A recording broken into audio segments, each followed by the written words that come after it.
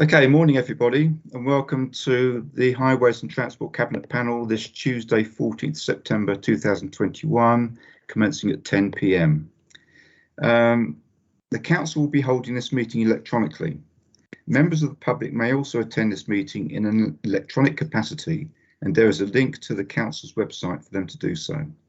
Members of the Council are asked to keep their microphones switched off until called to speak, and switch their microphones off once they have finished speaking. Cameras may be left on throughout the meeting if members wish, and cameras should be switched off if and when speaking in the meeting. Sorry, switched on if and when speaking in the meeting. To indicate a wish to speak, members should use the raise hand function. Use of the meeting chat function is exclusively for voting. At the end of the debate on each item of business, there will be a vote. Members should vote using the meeting chat function by indicating for, against, or abstain, and I'll declare the result after each vote. Officers are present at the meeting and will follow the same protocols. Breaks of at least 15 minutes will be held every 2 hours, and other breaks will be incorporated as appropriate. And I intend to actually have lunch, say 12:30. We'll break at an opportune moment to actually do that. Substitutions, Paula Hiscox is substituting for Annie Brewster for this meeting. Welcome, Paula. And Michelle Vince substituting for Richard Butler. So welcome, Michelle. If I can just ask members to introduce themselves, and I'll go in the order as indicated on the order of business. First of all, it will be James Bond. Good morning, everybody. I'm James Bond. Apart from being a county councillor, I'm a borough councillor and a town councillor and vice chair of Sports and Leisure. I'm also on the Sports Trust body. Paula?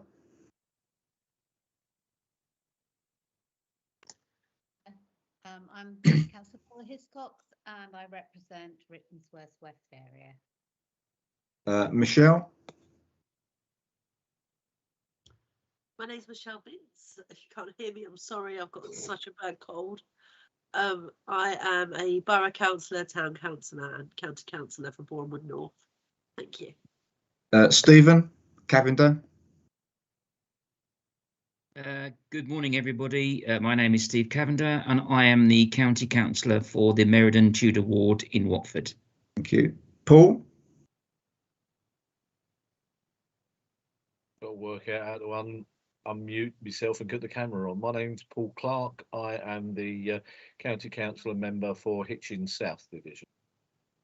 Stephen? Yeah, Stephen Giles Medhurst, county councillor for Central Watford and Oxley, Liberal Democrat group leader and highway spokesperson. Jeff? Yeah, good morning, Jeff Jones.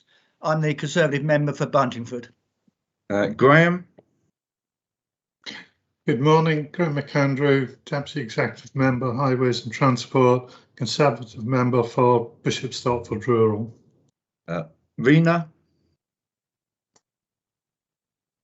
Good morning, I'm Councillor Rena Ranger. I am the Conservative County Councillor for Rickmansworth East and Oxley Park. And finally, Sarah. Good morning, everyone. My name's Sarah Tallen. I'm the District and County Councillor for London Colney in St Albans. Thank you. Next, if I could just ask members to declare any pecuniary or declarable interests. Take silence of being a no. Item 1 of the part 1 open business is the minutes, and I invite the panel to agree the minutes of the meeting of the Highways and Transport Cabinet Panel held on the 13th of July 2021. Stephen, you wanted to speak? Yeah, it's not so much an issue with the minutes, it's the addendum that was sent out yesterday evening, which relates to the minutes, which has various actions on it. I have to say, sending that out the evening before the meeting and asking members to read that, and actually some of the information in it I only received yesterday, even though the meeting was in July, is not terribly helpful, I have to say, Chair. So if we're having an addendum like that, can that please at least be sent out 24 hours in advance of the meeting to give all members the opportunity of actually reading what is a very detailed document of the panel actions from the July meeting, please. Point taken. I know there's a particular delay with that because I was unavailable all day and I had to advise Stephen what I had done on my action. So if I was around, that could have been probably sent out in the morning, but apologies. And if Stephen could take that on board. Stephen, so does everyone therefore agree with the minutes for accuracy? If you can please vote using chat.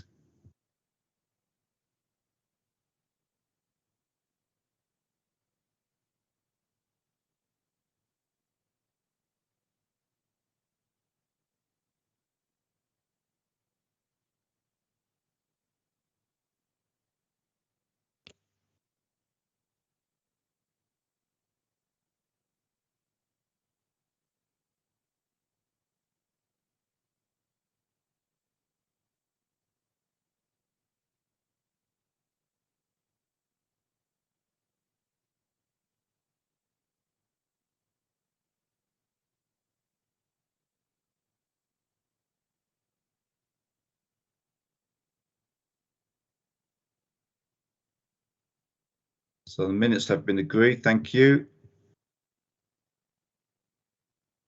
Number 2 is public petitions. None were received. So we'll go on to item 3, which is response to motion to the Queen's Green Canopy Initiative. I will first invite John Hale, who proposed the motion at County Council, to speak to the motion for 3 minutes. Hello, John. Good morning, Chair, and thank you very much for permitting me to speak at this meeting. I propose this motion for 2 reasons. One, I think the Queen's Green Canopy Initiative is a great initiative and one that I'm hoping will be supported, or is being supported, across the country. The second reason was to highlight the fact that over the last 5 years, while I've been a county councillor, I've seen a large number of trees removed from the highways across my division and very few replaced. In fact, for the first few years I was a county councillor, the only trees I was aware of being replaced on the verges were ones that I was funding out of my locality budget, not the highways locality budget, the locality budget, using the services of one of the local parish councils to plant them in conjunction with the county councillor officers to make sure they were planted in an acceptable manner and an acceptable place. In fact, only yesterday I had an email from a resident commenting that yet more trees had been removed from their road, meaning that more than 10 had been removed in recent years, and they were only aware of one being planted, which was one the parish council had organised. I think whilst I'm disappointed that the recommendation isn't to accept my motion as put forward, I understand the reasons for that, and I think it just speaks volumes that the council doesn't actually know which trees have been removed over the last 10 years. And in fact, it's only in recent years that they have any records really of what has been removed. And I believe that there is still a lack of process in identifying when a tree is removed, can a replacement be safely planted in the same spot or in the near locality? And I think that's clear from the report that that is still an issue. Early on when I was during the last administration, I was told that by one of the senior councillors, the trees were only replaced where they were landmarks or formed part of an avenue of trees, and it wasn't the policy to replace them in residential areas as a rule. And this paper, to my reading, represents a subtle change in that, and I hope to see more trees being planted. There is obviously a deficit still, more trees having been removed than are being planted, and I hope that that gets rectified. The trees do serve an important environmental purpose, even in residential areas, in helping to cool the environment, and I hope that that will be taken on account. One of my concerns, whilst I've been a councillor, is that the focus has frequently, and is still in this paper, I think the focus is still on rural areas produce linear woodlands, and also on more town centres and other areas where a tree might be seen as being prominent or it's an avenue. And I would ask again that, there are a lot of estates that were built in the 50s and 60s around the county where trees are part of the street scene, and when they're taken out, they should be replaced if at all possible. So I think, Councillor Bibby, that is all I wish to say. As I said, I wish to keep it short, and I hope the Cabinet will take on board my comments and the aim of the original motion and do what they can to increase the number of trees that we have replaced on our highways. Thank you very much for your time.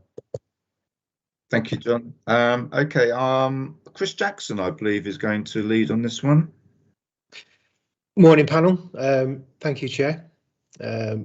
I'll just address those points. So, the report addresses the motion welcoming the Queen's Green Canopy initiative and the key role the council will take, and asks the council to identify and replace roadside trees that have been removed in the past 10 years. The report also outlines the highway tree replacement policy and proposes the current approach continues. The report also confirms highways will contribute to the Queen's Green Canopy by planting specimen trees in 10 of the districts and linear woodland along the A10 and A414. Highway trees have been removed and replaced. Highway trees are removed and are replaced with appropriate species in the same location or nearby where appropriate.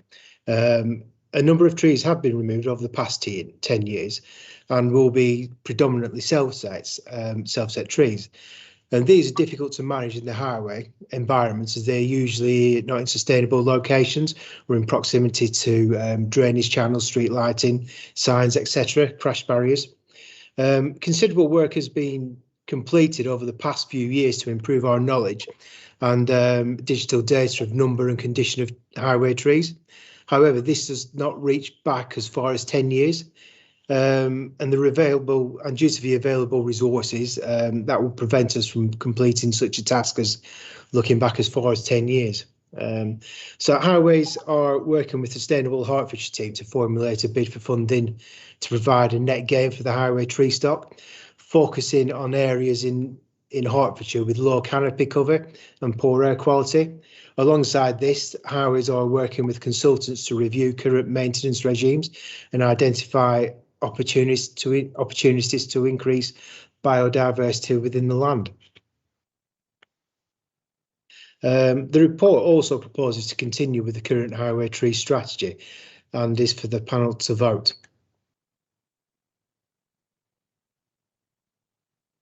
That's my overview of the report. Okay, thanks, Chris. Can you remind me that we're waiting for the national tree strategy, aren't we? And we're promising to review or finalise our Hertfordshire tree strategy, of which Hertfordshire one, of which highways will be included. Can you update us on timescales then? Yeah, so we've got the national tree strategy coming out. That's due to be late summer. We've also got the Hertfordshire tree strategy, which is probably going to be delivered at some point next year, but that's also based on a review from our loss adjuster Zurich. So within that review with Zurich, there's a lot of actions that need to be completed from all stakeholders, from highways, property, and such like. So once that is reviewed and some of those actions have been completed, they will then be in a position to produce the overall Hertfordshire tree strategy, and then from that we can then build into the highways tree strategy. So as a timeline, the highway tree strategy is looking for autumn 2022. Mm-hmm. But in the meantime, we're still planting trees, are we not? Yeah, we do. Yeah, we and I take on board what John has said. We've put an awful lot of resource into the highway tree stock recently. We've increased the inspection numbers. We are replacing trees in the urban environment where it's in a sustainable location. Some locations aren't sustainable due to the width of verge, the planting pit, etc. So the key with highway trees is to have them in sustainable locations where the crowns aren't going to impact on people's property, services, street lighting and such. Yeah, thank you. Stephen. Thank you, Chair. Whilst I welcome the report and progress and indeed the intention further, I have to say I disagree with one aspect of the report, and I've raised this previously with officers, and that is the one about replacing trees that is currently going on. My experience, the experience of my colleagues, and Chris knows this, and I've raised this at the previous meetings with him, is not always the case that the county is replacing the trees that have been removed. For the last 10 years, I funded through my locality budget, as indeed has Watford Borough Council through its own budget, the planting of highways trees. They have never, although one could technically say locality budget is highways money and therefore county money, that is fine. But I have had to identify the sites. The county, the borough officers have had to identify the sites. And I appreciate they are agreed with the county, but the money has not been forthcoming for those trees from the county council, certainly in terms of the borough funding element. So it's not actually the case. And I have already provided a number of examples where trees have been planted, which officers were totally unaware were highway trees or highway tree missing pits. Having said that, I welcome the commitment that's given in the paragraph 4.4 to replace trees removed. And I understand from a briefing meeting that officers are aware of all the sites that they currently have identified where there are trees to be replanted. So, and I will move on to what I think are additional recommendations that we could consider, Chair, that those site details being made available to divisional members so we know where they will be and what will be planted, and therefore gives us as our locality champions the opportunity to go back to officers, and I appreciate they cannot walk every single street and say, well, actually you've missed this one here, this is a vacant tree pit, it wasn't a self-set, could we have this added to the list, and so on. And it also gives us the opportunity, if we so wish as individual members, to use our highways locality budget, or indeed our locality budget, more likely to have those trees additionally added to the stock. And as I say, in the case of Watford, they already have a budget for planting some street trees as well. So we're a slightly more fortunate position. Paragraph 4.6 identifies a substantial deficit on the removal and planted trees of 3,455 highways trees removed against those replanted. I'm excluding obviously the Little Haddon bypass at the New River and the A602. So what I'm not clear about in the report is if that nearly 3,500 highways trees are part of the tree planting programme, either for the forthcoming planting season, which I think is December through to February, or indeed in future. And I think that does need a commitment from the council, given clearly from that report and the answer to the question in July council meeting, that you identified this deficit of 3,455, that there is a commitment to make that deficit up by planting those highway trees. So I would suggest, and I have emailed this to Teresa, Chair, the following addition to the recommendation. 3.3, that details of all vacant sites are provided to divisional members. And 3.4 supports the commitment in paragraph 4.4 to replace trees removed, and in view of that undertakes to make up the 3,455 highway tree removed deficit identified in paragraph 4.6. I wouldn't have a problem with the First Amendment. I don't. Is that feasible for you, Chris? For the replacement of the 3,000 trees? No, the providing the details of where they've been taken from. Yeah, yeah, that's absolutely fine. So how we formulate the replacement list is where we fell trees. That then generates a list, street-based list of where we hope to replace in the vicinity where the trees were removed. But the reality is, in certain areas of built up, streets and terraced houses and so on, the planting pits are so small, so it's not a sustainable location. Yeah, equally, we have issues with parking and so we could put a tree in there. The planting pits are quite small, but within 2 or 3 years you'll be looking at encroachment into people's properties, into rippling the footways. So it does add to an additional problem there. We could replace trees, but it's not sustainable, and that is a bit of a challenge, to be fair. And so there's no problem in providing a list where we're taking trees out and where we propose to replace them. That's not a problem. Yeah, okay, so we can probably agree to that one a little later on, but the second one, I mean, obviously, yeah, I agree with the sentiment, Steve, Stephen, but in practical terms, it's not possible. And we do plant a lot of trees in other good locations to compensate. So it's not as if we're not replacing them. We've replaced them tenfold, actually. We just haven't replaced them in the areas where they come down from. So that's how I would cover that point. If I could just come back on what Chris has said there, I do accept that, you know, if the grass verge or the pavement is not suitable width to replant a tree, I totally accept. Or indeed, what's more likely, and certainly in my experience has happened, is the wrong type of tree was originally planted 20 years ago, and you can actually replant with a more suitable urban species, which doesn't cause the pavement heave and doesn't cause the crown issues to neighbouring properties. And I do accept that that is the case. But what I feel is lacking here is, yes, it's fine to plant 18,000 trees on the A602. Well done, and that's good. But actually, trees are much more important in the urban environment in terms of sucking up CO2 emissions and enhancing the quality of life. And yes, it may not be possible to replace the 3,500 that have been removed, but it clearly will be possible to replace some of those. And that's what I would like to see as the commitment. You clearly know where they have been removed. Can't do 3,500. You might be able to do 2,000 of those in a nearby suitable location. And this is our programme for it. And that's what's missing from the report. Well, I think there's a general commitment that we are planting trees in the county, and we are planting trees where there are issues with air quality. So your point on that is well made, but I think we are covering that. I mean, to be honest with you, I mean, I can't imagine if I had a list of trees that have disappeared and I have to sort of match them one for one in a sort of nearby location, it's going to be quite a cottage industry just to do that.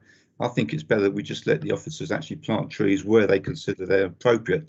And bearing in mind that we are planting a lot more trees than we're taking down, I think we are covering that point. Paul. Thank you, Mr. Chairman. I wanted to go on 4.3 of the report. It talks about where we're going to plant some trees, and multiple sites have been visited and assessed, it says. How can we find out, you know, which in our own divisions have been visited and considered? Is that possible? And also, I know I've got a request from one resident for a complete road that has no trees in it whatsoever. Is it, you know, writing to Chris, you know, to put, you know, a new area in? It is a residential road, and I understand the issues of, you know, it might not be appropriate because of services and whatever, but it's the process of how we get things into the process. So can we find out where's been visited and assessed in our divisions, and how do we propose new roads are the two questions. Thank you, sir. Chris. Yeah, certainly. So if you're talking about the specimen trees in each of the areas, I've no problem in sharing that list. That's absolutely fine.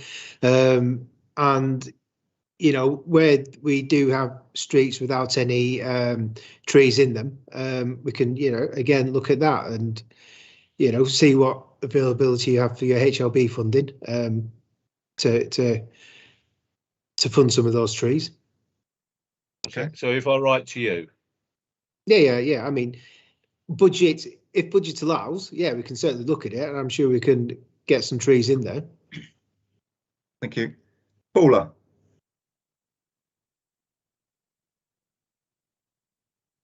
Thank you, Chair. I hope you can hear me because apparently my sound is down a bit. Can you hear me? Yes, fine. Yeah.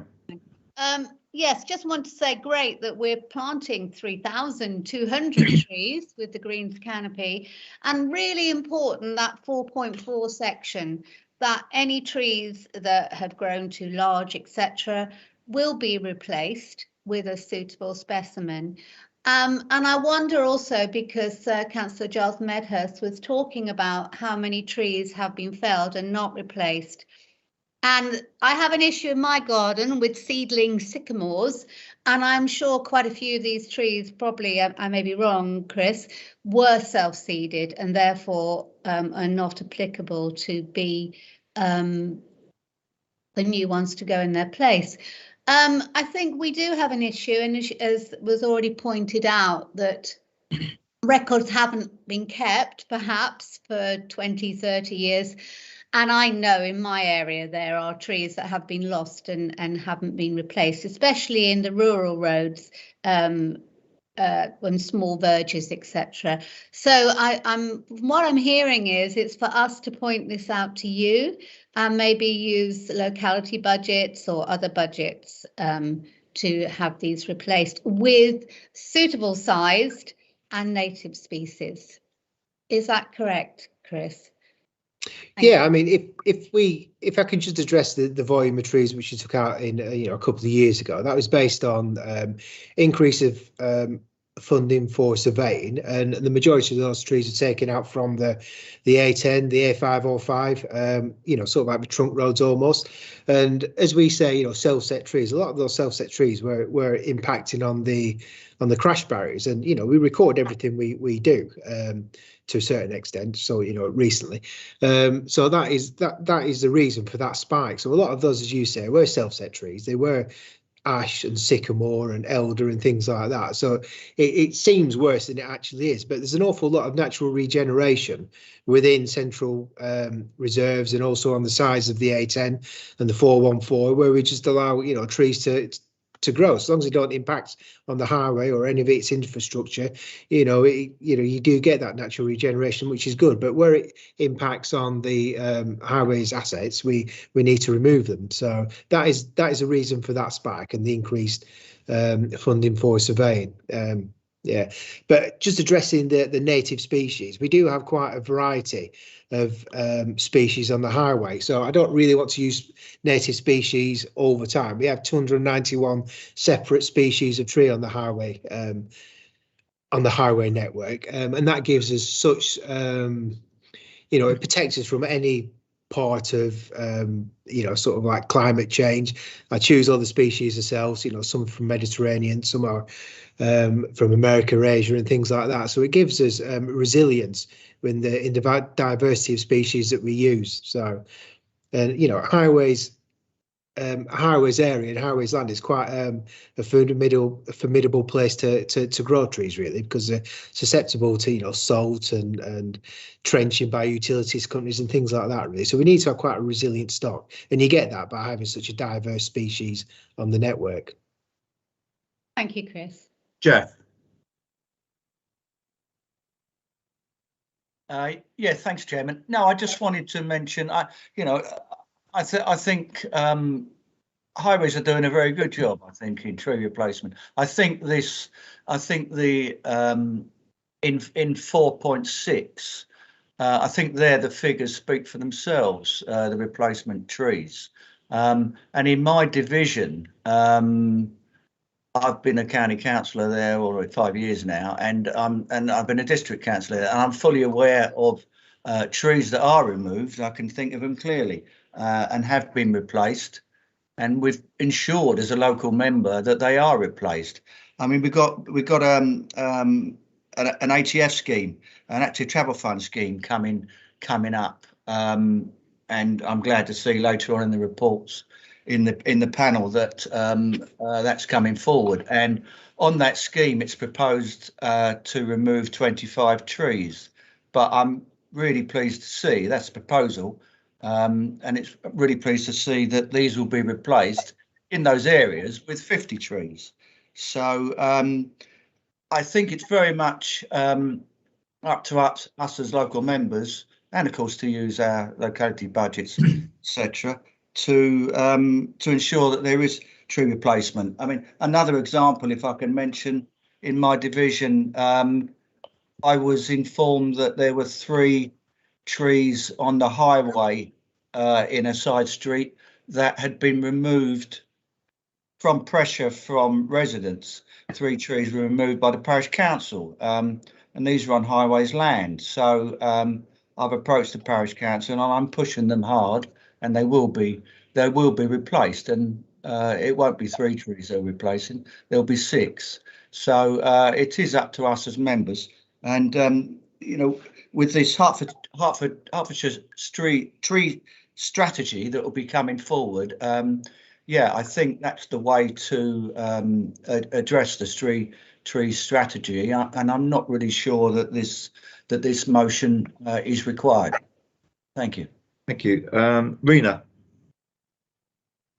Thank you, Chair. I don't think anyone can doubt the commitment the County Council has to being pro-tree. As Councillor Jones said, the numbers speak themselves.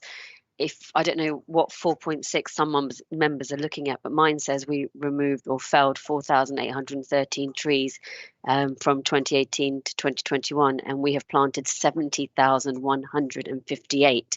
So I think it does speak for itself. I just wanted to say that I would welcome that list, because I think an integral part of our job as ward members is to know our ward divisions and to know what is right and what is wrong for them. So if we have that list, we can then also work with officers to make an informed decision as to where to replace trees as appropriate, because I have seen in some places we have strategies to encourage more walking and cycling and for little kids to scooty to school, which is also welcomed, but it's not welcome when they are having to bump over a lot of tree roots and are falling off, and that's also not constructive. So that locality budget, as Councillor Giles Medhurst has pointed out, is highways money. It's just highways money that we as members are in charge of as opposed to officers, and we should use our discretion to plant trees in the right place, because things do change and places do change and buildings pop up where they may not have been 10 years ago, and we must make sure what we plant is appropriate for where it's being planted. So I just see this as the autonomy and responsibility has shifted from perhaps officers to members. Okay, thanks, Rena. Ben. Thank you, Chair. Just a very quick comment, if that's okay. Looking at the figures for tree planting and tree loss in 4.6, it does look, the numbers planted does look very, very positive. But I may be misinterpreting it, but I guess that where planting is taking place on embankments beside roads, and based on what I see on the A10, they're planted in a fairly dense pattern, and there's a lot of trees there, so they tend to go in fairly densely. And the result of that is that only a proportion of those become fully grown. So although we're planting 49,000 on the A120, of those only a percentage will become foot-large mature trees, and the rest tends to maintain a scrub because it's quite densely packed. And so I think we do need to have that element in our mind. It's not a simple numbers game. It actually depends on how they're planted. So I think that's kind of an important fact to remember in comparing the numbers. Thank you. Thank you. Okay, I've got no more hands. We got two. Steve. Thank you, Chair. I'm looking at the table in 4.6 as well, and whilst I do accept there's an awful lot more trees that have been planted than have been felled, I don't think that you can dismiss the fact that out with those what I would call special projects, there's a larger number of trees that have been felled than have been replaced, and they're likely to be in residential areas. And our residents really like their environments to look nice with nice trees and stuff like that. And I often get comments when trees have been felled and haven't been replaced in residential areas. So I would still like to see a commitment to replace more of those trees that have been felled, particularly those in residential areas. Okay, thank you. Stephen. Yeah. Thank you, Chair. In light of the comments made, I'll amend 3.4, take on board the comments that Chris has made, to add at the end where possible, because I do accept that it's not always possible to replace trees in an area where they have been removed for the various reasons Chris has indicated, the footway width, the nature of the development, and so on there. But also, as part of that, can I be clear? There was an email sent out in the beginning of June in Three Rivers, principally Rickmansworth and Oxley Hall, and that, listing a huge number of trees to be felled, with I have to say, very substantial programming and a great program of crown reduction, removal of ivy, and everything else. But am I clear that that list, which I think includes well over 100 trees for removal, that means that those trees will be replaced at or near those locations when these lists come out. I'm afraid I've just brought the list up on my other computer to have a look at that. But I think the point that needs to be taken on board is the more significant impact in the environment of having some highway tree replacements. And I have come across a number of examples which I've given to officers where I've been told, as of my colleagues, and we've sent the emails back to officers saying there is no budget for a replacement tree, you'll have to fund it yourself type emails.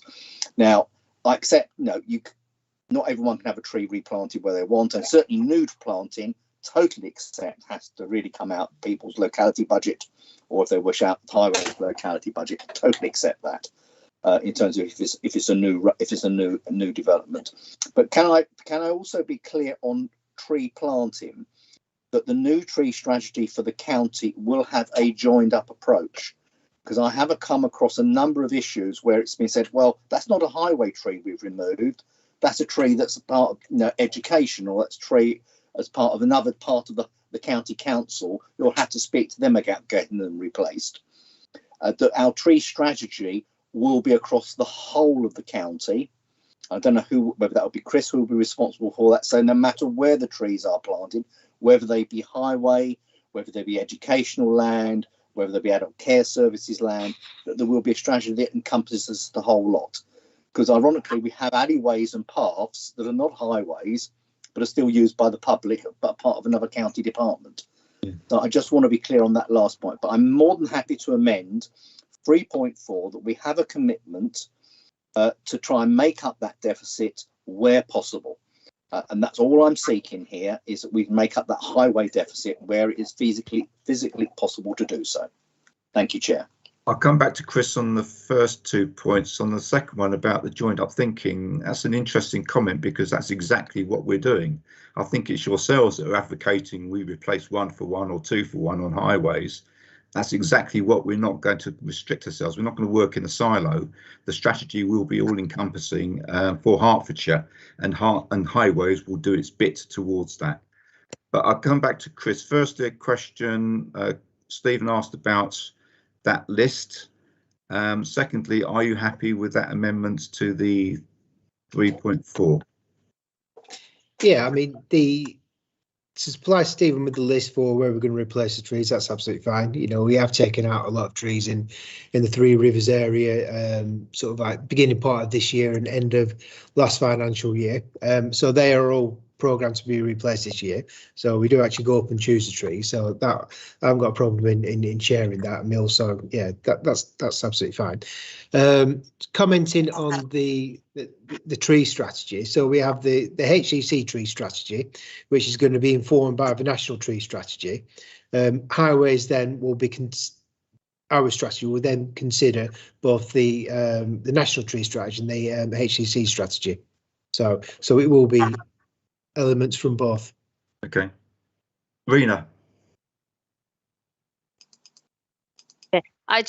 I'm concerned. I don't want the fact that we are starting to count and then now holding ourselves to account in terms of our tree removal and tree planting to be used in a negative way. I think the fact that we are starting to audit our trees and to see and understand their health, what is happening with them, and make sure we're doing everything to keep the ones that we can alive for as long. I think that's a good thing. And there has been a lot of tree removal, but it's incumbent on us to replace where we can. But the fact that we are counting is holding ourselves to account. I think it's a fair point, Rena, but at the end of the day, if you don't count, then you probably lose track of what you're missing out. So I think it's good that we do have records. Yes, good that we do. Yeah. If you want to repeat your amended amendments, Stephen, I'll get a vote on them. Thank you, Chair. Well, the first one is add 3.3. That details of all vacant sites are provided. I think perhaps we should be clear on this. Vacant sites where the council intends to replant. So it's quite clear we meet in with what Chris is saying. Are provided to divisional members, because there's no point in Chris providing a list where actually it's been removed outside 71 Berry Lane, but we can't physically replant one there. Yeah. So let's details all vacant sites where the county intends to replant are made available to divisional members. Okay. And 3.4, supports the commitment in paragraph 4.4 to replace trees removed, and in view of that undertakes to make up, where possible, the deficit on the highway tree removal identified in paragraph 4.6. Okay. Only where possible. Okay. Teresa, have you got both those? I know you were emailed. I have, and if we vote on them individually, it'd be clearer. Okay. So if we can vote on 3.3, please, in chat.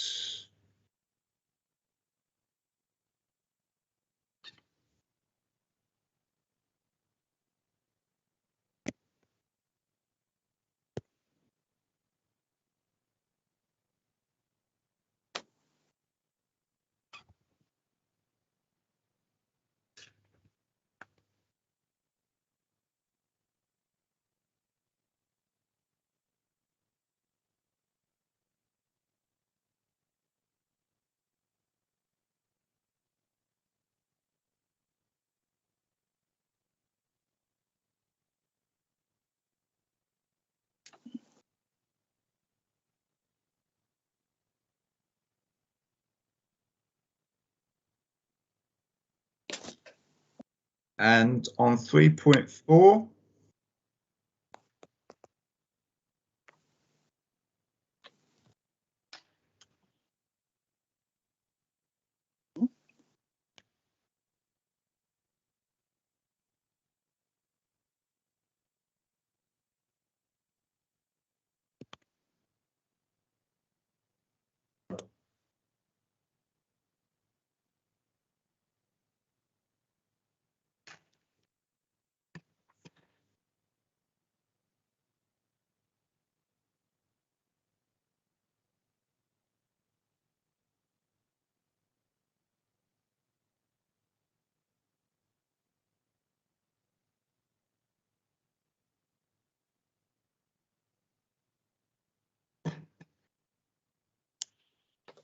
Okay, so those amendments are passed. I think we now need to vote on basically the substantive recommendations at 3.1, 3.2, 3.3, 3.4. If we can do that, please.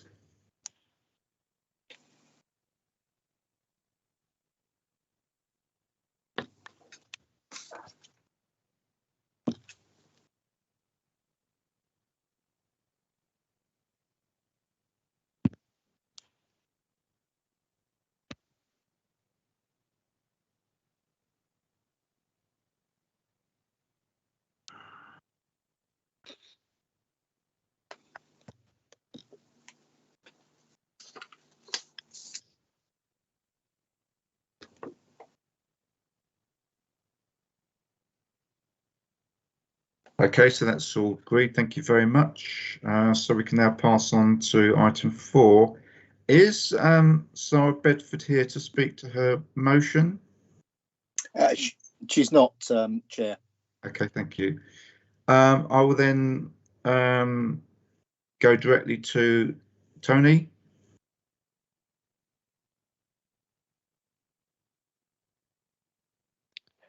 Good morning, Phil. Good morning, panel.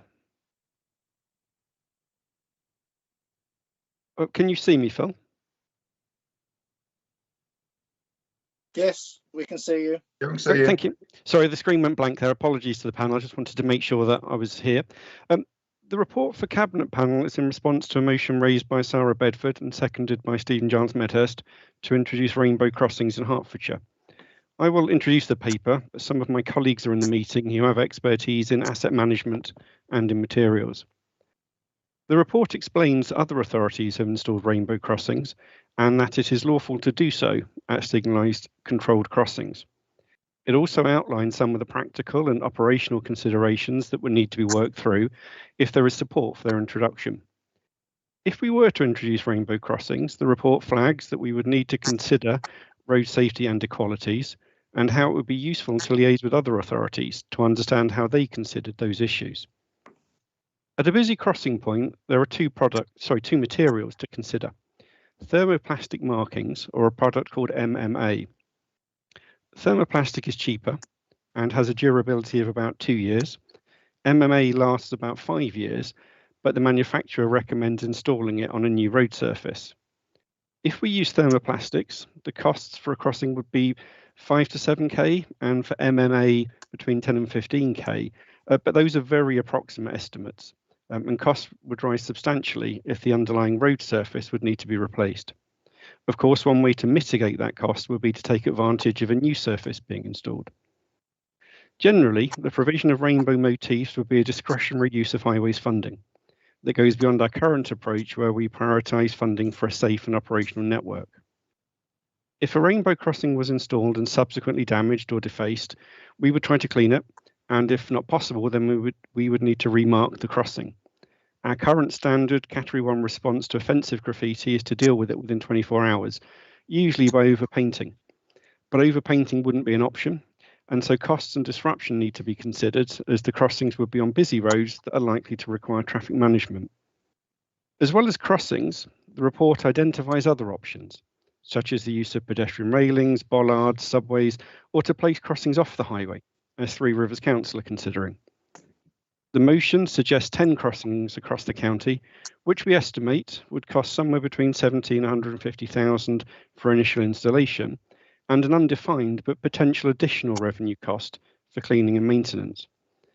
We've included an annex in the report which outlines some of the council activities which support the LGBTQ+ community. Panel are invited to note the contents of the report. Thank you, Tony. Stephen. Thank you, Chair. In order to move this forward, I'm going to make a suggestion at this stage, which I would hope you would find and the panel would find acceptable. Clearly, this further work is required because a number of authorities at county and unitary level have indeed already installed such crossings. However, obviously, officers have not at this stage, as is obvious from the report, had the opportunity of discussing those particular issues and how they've been successfully introduced and any issues arising from them. So I'm going to suggest, and again I have sent this to Teresa, that officers investigate the feasibility of Rainbow and Progress Pride crossings with those authorities that have successfully introduced them and report back, and at the same time investigate the feasibility of an off-highway crossing on the county's estate, in line with what Three Rivers District Council are also doing in order to assess materials used. Because I think it's quite right that Tony identifies there are some difficulties potentially with this, but there is some considerable support for this, indeed certainly across English authorities in progressing it, and they have been successfully introduced. So rather than get into the sort of the detail, I think there's further work required here before the council can say either yay or, for that matter, nay, and I hope it's not the latter, before we can progress to having these installed. And I think it needs to go back to Bristol, Camden, and other authorities that have actually got them installed. And from my understanding, and speaking to one or two individuals, but not all of them, have been welcomed and supported. And as you're aware, Three Rivers District Council is progressing this off-highway.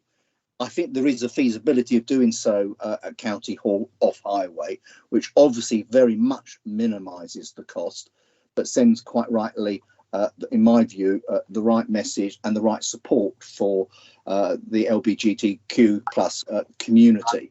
So I think as a way forward is to actually get some further work done from officers.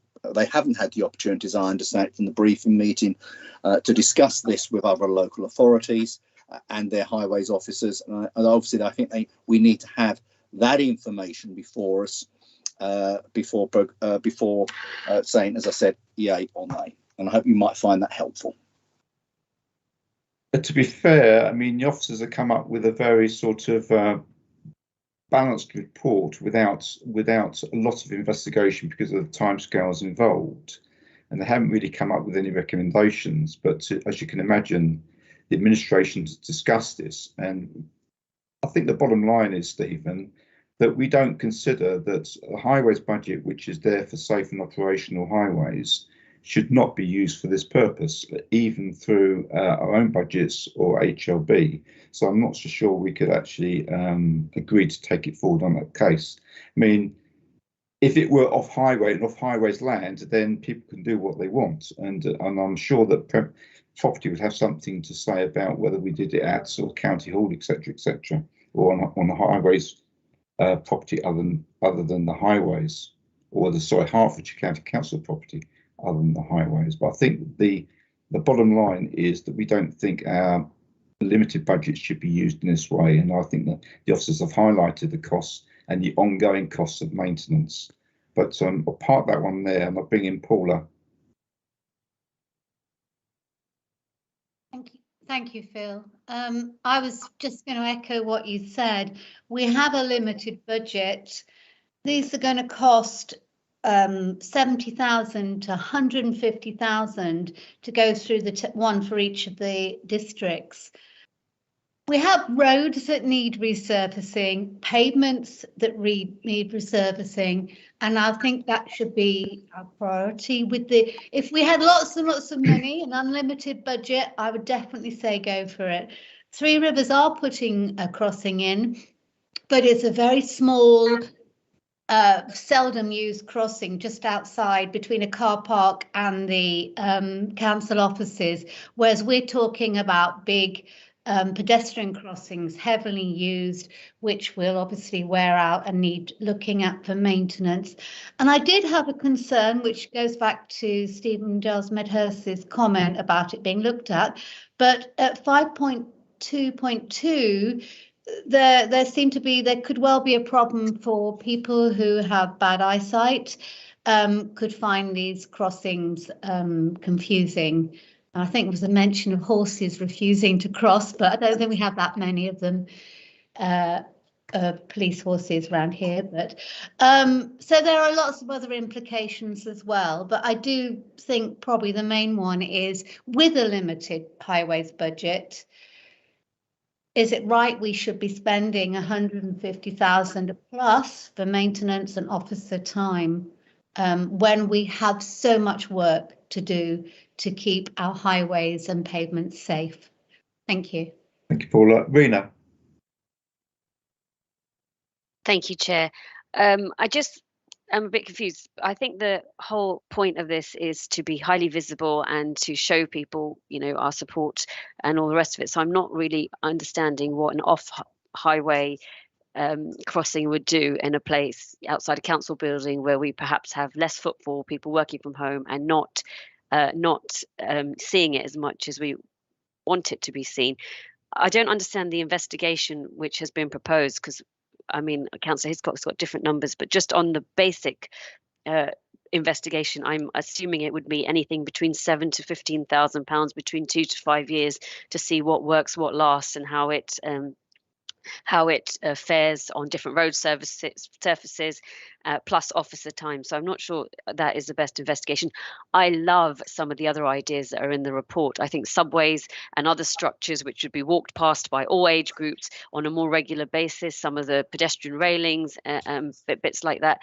The subway illustration on page, if you're looking at the agenda pack, page 28 or page 6 of the report, is really beautiful. And I think that if the whole point is to be highly visible and supportive, there are so many other things that we can do that will have a longer lasting legacy, a more impactful legacy. And I'm not sure an off-highway solution fulfills any of our objectives. Rena. Stephen.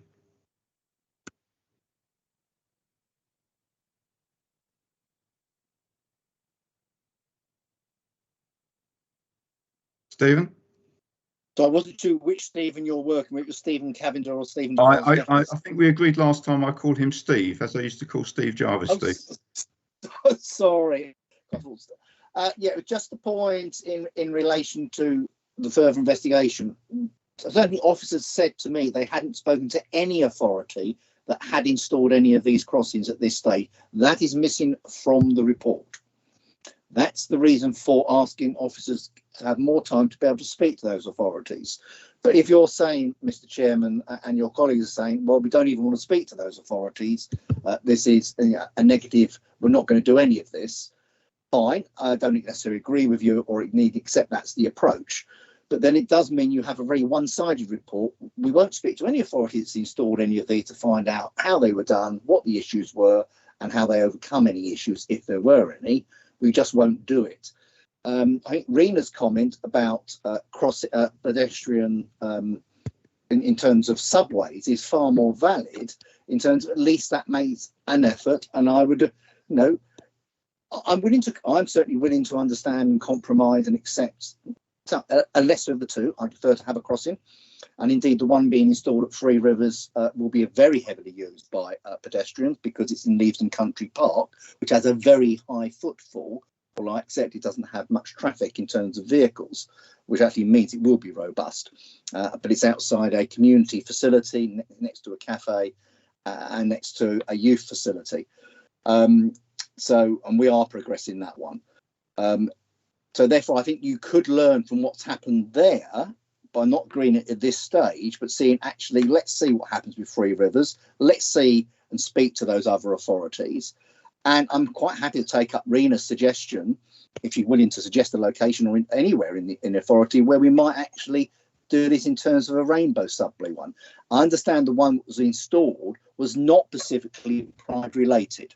This was done as part of the mural in Welwyn Garden City and is not Pride related. But if part of subway refurbishments, and indeed you do have a subway refurbishment programme, this can be incorporated within that programme.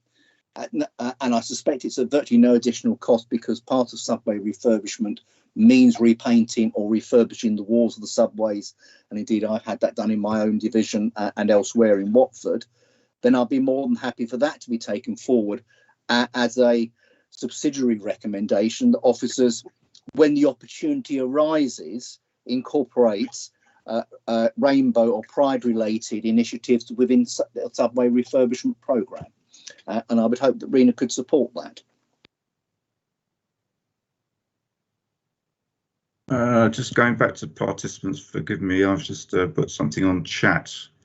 Rena, you wanted to come? Rena, you wanted to come back? Yes, I didn't realise the. Sorry, I was not present at the Three Rivers meeting. I didn't realise it was going Leavesden Country Park, but equally still, Three Rivers is some. Look, the point of this is visibility and to show support and to show, what we want to do. And I would hope that division members come up with different ideas, either that have come up from this report or any of their own. And I think officers and, the county council is doing lots of different things as illustrated in Appendix A, and whether it's something that comes from that or some other kind of initiative. And I also think, and I also feel a bit strongly, that it should be something which takes the community with us, and it should be something that is inclusive and collaborative, and things like maybe the subway where you have local artists and different kind of ideas coming from members of a division or the Hertfordshire is a nicer or a more, it just takes everybody along with us, and the visibility is magnified not only by the item that we are putting in, but the process that takes it there as well. Yeah, agree, Rena. What I've done, like, as I say, I think the bottom line is, do we use highways funds to promote a group of people of any creed or colour, religion, whatever, sexuality? And that is the fact we don't think that is appropriate because of all the other demands on the highways budget. So that's why we're really saying we don't think we can go ahead. And when you start asking officers to investigate and talk to other councils, that is cost as well. That's taking them off the more priority tasks. So that's not something I would like to recommend. If you can all look at your chat, I've actually typed in a sort of a suggested recommendation for the panel to vote on. So if I can just give you about 10 seconds to read that. If there's any comments, please come back.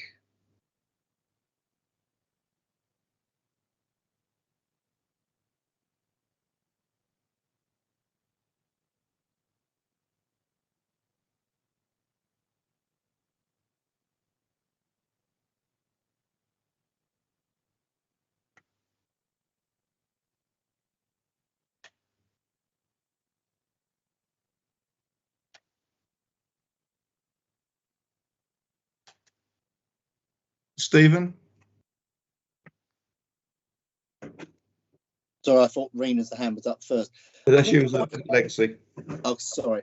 Yeah, The answer is no. I can't accept that wording personally speaking as it stands, because you don't seem to have taken on board, and perhaps it was too early because I think you put it in chat before Rena had spoken and I'd spoken in relation to subways. So, you know, I'm realistic. If I want to get something achieved to support the LGBTQ plus community, you're saying not.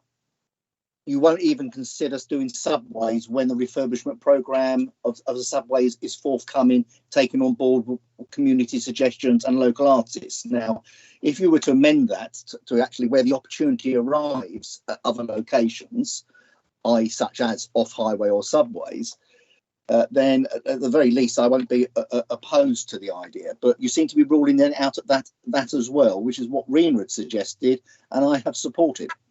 But could you clarify that, please, Phil? I'm not saying we choose a subway now that doesn't need refurbishment and we repaint it. I'm saying that when an opportunity arises, and that it will be for local members to suggest those opportunities, I suspect, in conjunction with the subway refurbishment programme, which is ongoing. I suppose I can understand where you're coming from, where Rena's coming from. I suppose it depends how overtly the artists depict the rainbow, as it were.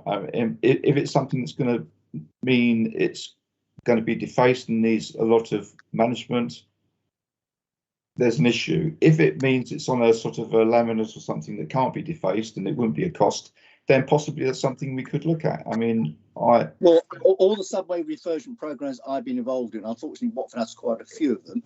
Yeah. They all have a anti-graffiti coating over the top of them, and they haven't been graffitied since. Yeah. And the example in figure 2 on page 6 shows the example in Welwyn Garden City, which is an excellent example, I would say, of something that could relatively easily be done as part and parcel of it, along perhaps with the Pride flag.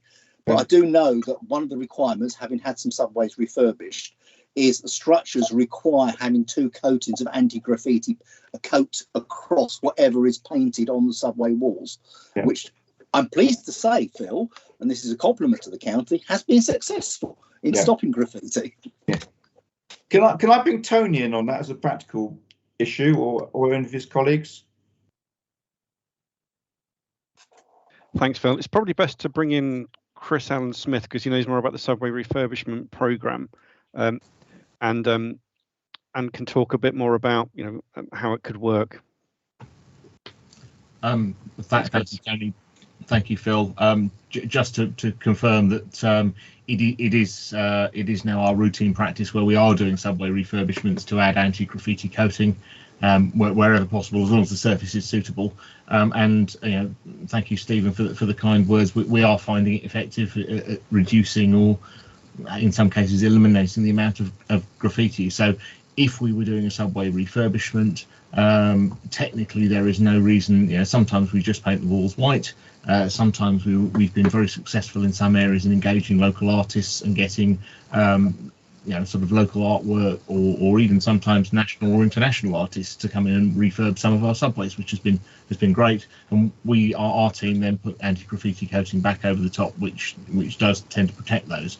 I do take your point, Phil, though, and it is I think a call for members rather than for officers, whether it is appropriate. I'm saying it's technically feasible that we could put rainbow pride flags or whatever we wanted really on the walls.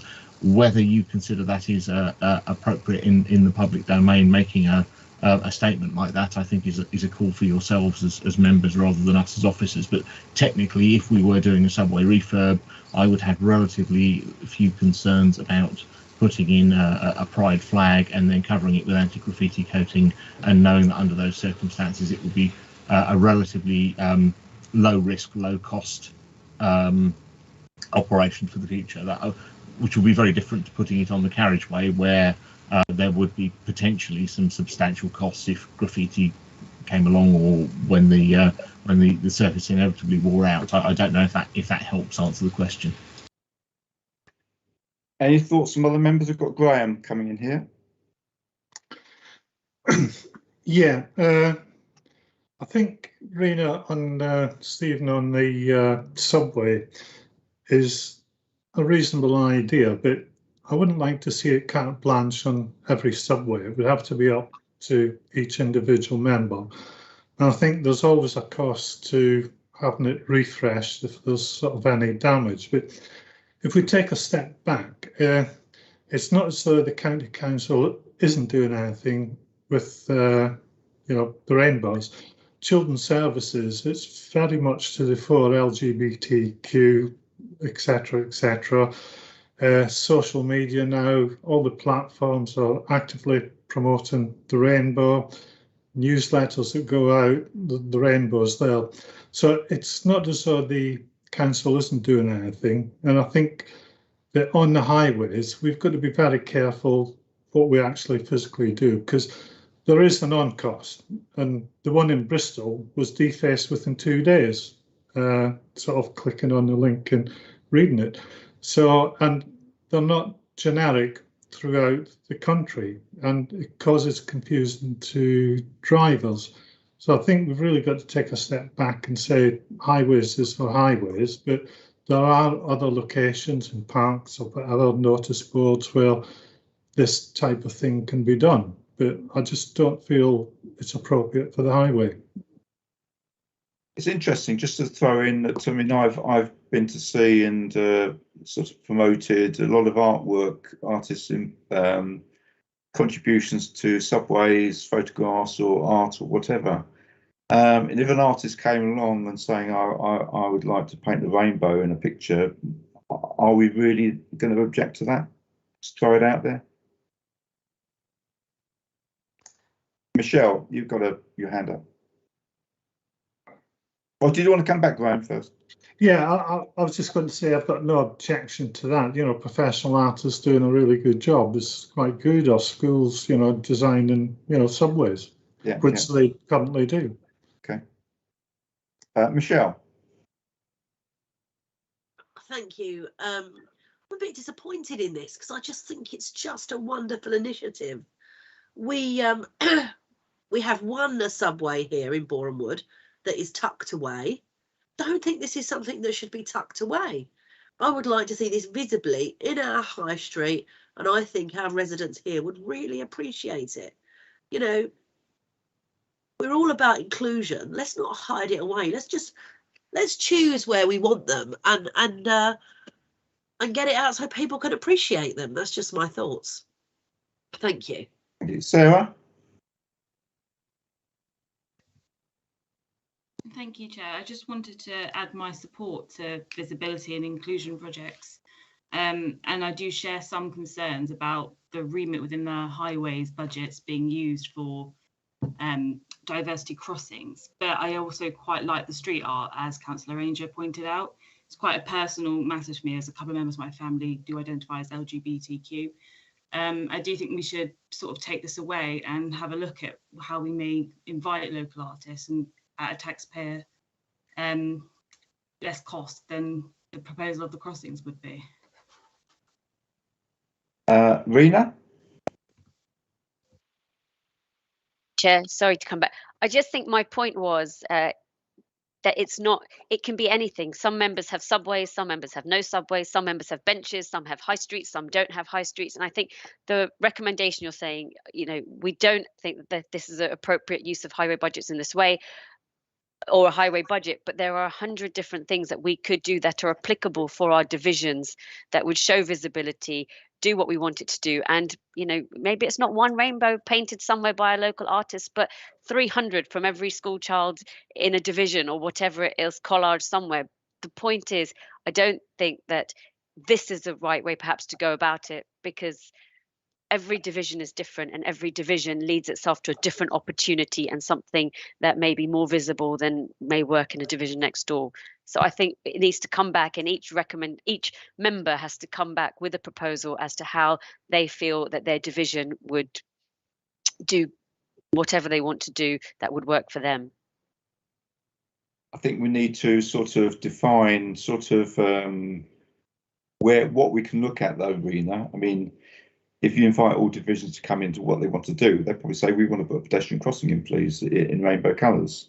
I think what we're leading to here is actually saying we're not going to use highways budgets for this, but we would not preclude encouraging local school children, artists, etc., to actually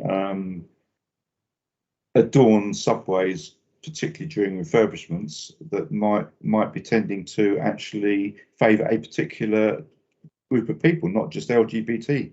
Fine. You know, Yeah. it could be if you don't have a subway, you may want to do something to a bench somewhere. Yeah. Or, you know, that was my point, that not all of us have subways, but yes, I agree with what you're saying as well. Yeah. Steve. Yeah, thank you, Chair. I mean, I have to say I'm also disappointed that we haven't made more of an impact here. I don't think there's any doubt of some of the things that we are doing in the LGBTQ plus arena, but I think there are lots of areas in many of our divisions where there isn't the opportunity to do things, but in most areas there is a pedestrian crossing. I feel it's sad that in the comments that have been raised here today, you know, there's been a comment made about adverse reaction to a rainbow crossing, and I would much rather have had officers look at what other locations have done and picked up on some of the positive comments as well that there are around. And I think without officers being able to do a little bit of research and investigation with other boroughs and districts, it's very difficult to know exactly how these would be treated. And I for one, am, as I say, quite disappointed that we've decided, or that some have decided, that this isn't the right way to utilise our funds. Stephen? Yeah, without having to prolong this any further, sorry, someone tried to call me at the same time I started speaking. Sorry about that, Chair. Yes, without having to prolong it any further, I'd like you to clarify what you're suggesting there. I mean, obviously, I will want to pursue the amendment I have put forward, and I do accept it won't go through, but I want to pursue that in any event, because I think it is wrong that we have a one-sided report and not a single local authority has been spoken to. Not a single officer has spoken to an officer in another authority that has introduced these. And I really think that is very, very bad policy. You know, 3 months and no one's spoken to another officer. Now, having accepted that my side will not win that argument, what I am concerned about is the wording you are suggesting, actually, unless you're going to amend it, basically means that even in a subway refurbishment that requires to be repainted and refreshed, you're going to rule out doing this. Now, if you're, or for instance, if it's a highway bench, you're going to rule out doing it because it's highway, and therefore we can't have a rainbow bench, and we can't have a rainbow guardrail because guardrails are highway. So I'd like clarification if that is the case. You are going to rule out. We won't ever do a subway.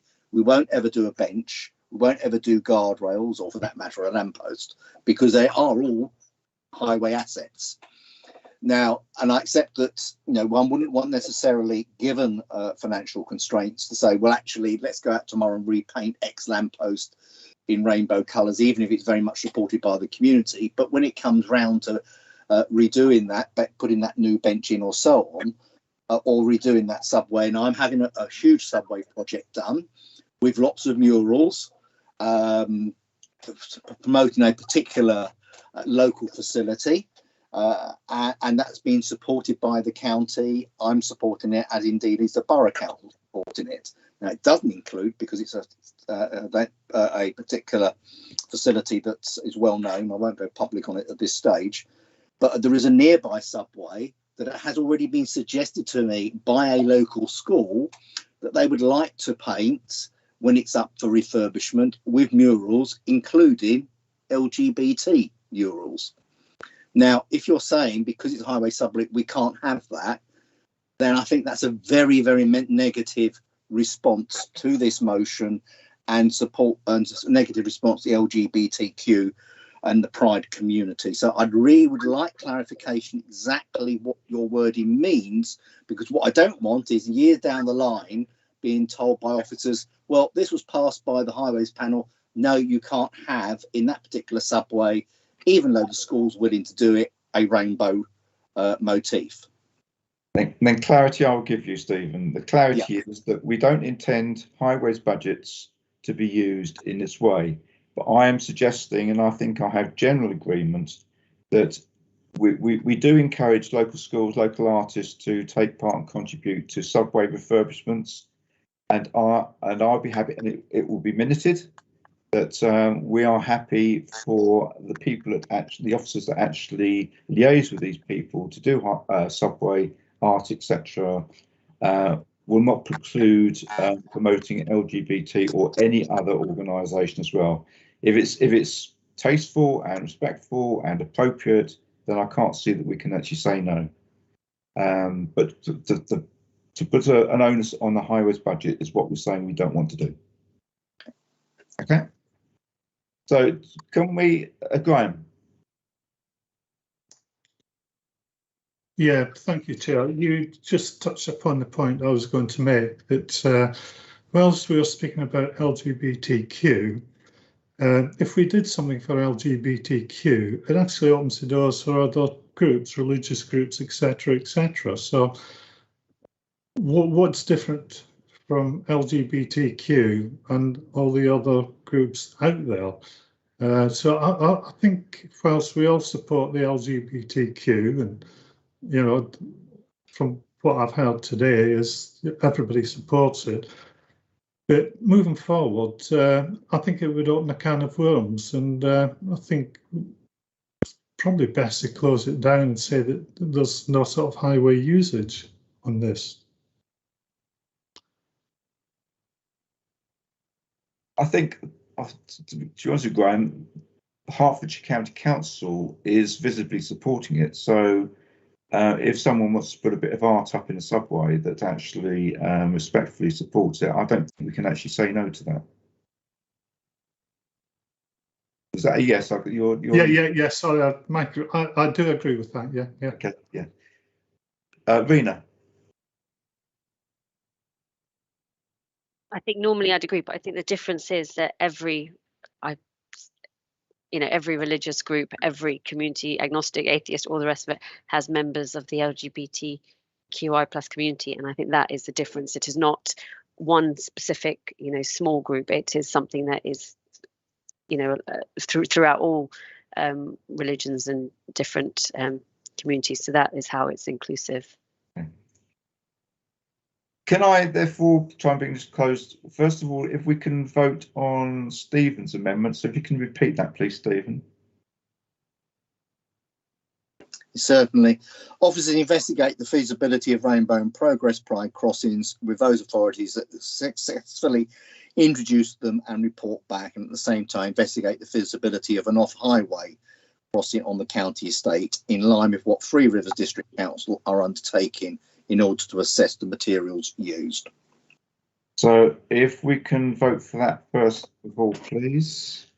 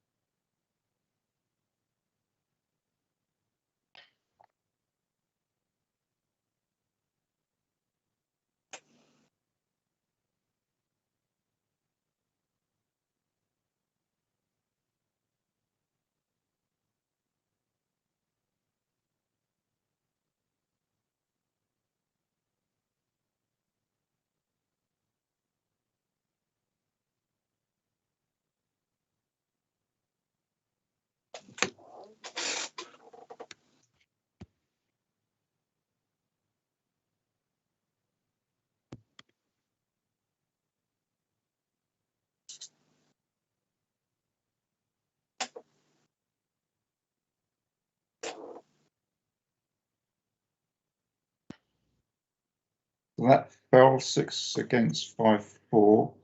We can we vote on my suggested additional recommendation, please. Can you read it out again, please, Phil? I will have to go back into chat and find it at the bottom of the chat column. Sorry. Okay, will do. Panel recognises that around the world the rainbow flag is seen as a sign of hope and inclusion, and it notes the work of the council in backing and promoting pride, and does not support the use of highways funding for that purpose. And as I understood it, you're also going to give a commitment that when the opportunity arises and someone suggests in a subway, for instance, the local artist or school, then the county would support that being done. How's that going to be minuted? I'd like just clarification as to how that will be minuted. Sorry. That will be minuted as you basically said, that in appropriate circumstances we will look to work with local artists and children to provide appropriate art in subways, and that does not preclude anything to do with promoting any particular organisation. And I wouldn't like to confine it to LGBT. No. Okay.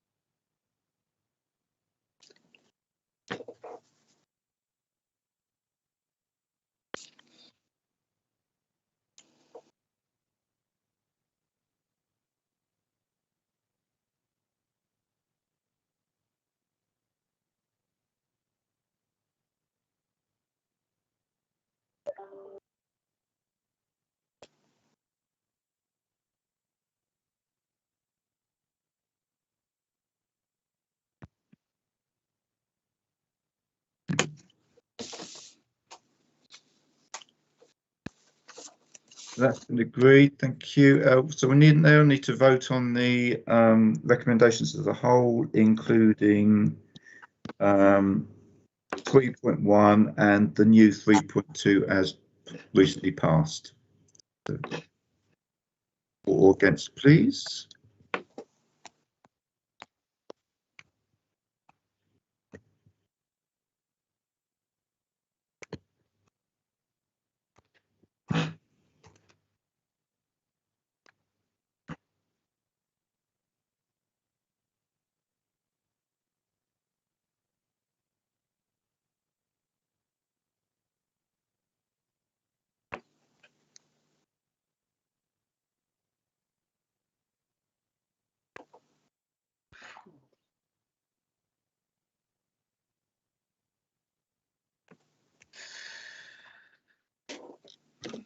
Phil, on that amendment, which I accept was lost, it was recorded as 7-3. I make it 6-4. There were 4 members voting against. If Teresa could please note that and check the numbers. Thank you.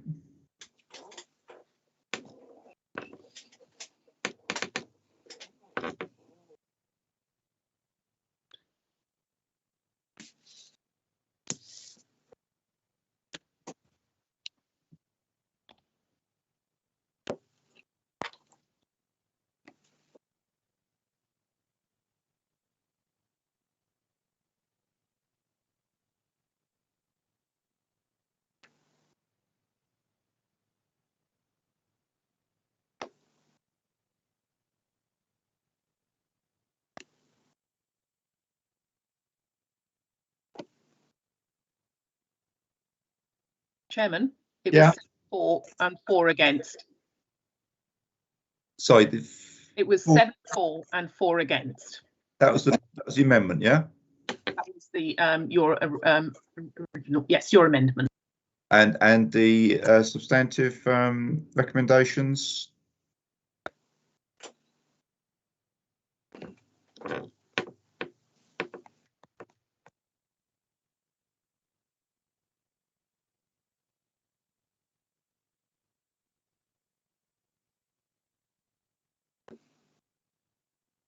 Against. Sorry, just rechecking the counting, Chairman. Thank you. I'd expect it to be the same. If it's not, something's gone wrong. Well, quite. I think we can all work that one out, Phil.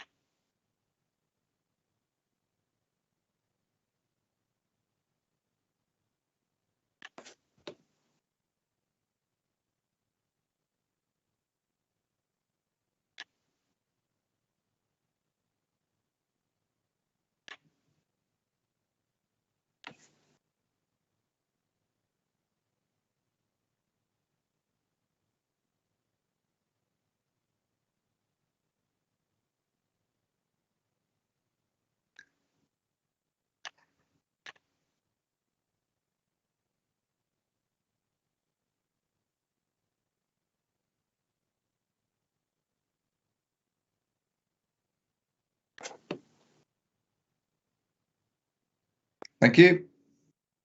Books tally.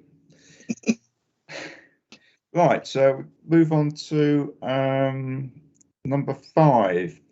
Response to motion for countywide 20 mph default speed limits and traffic and parking free zones around our schools. Richard Butler could have spoken to this, but he's been substituted. So I'll bring in Simon Brown to lead on this.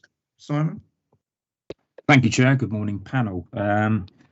In responding to this motion, panel are also asked to consider the contents of the following paper, item 6, as the two do sit side by side. However, I will address the motion as presented. Panel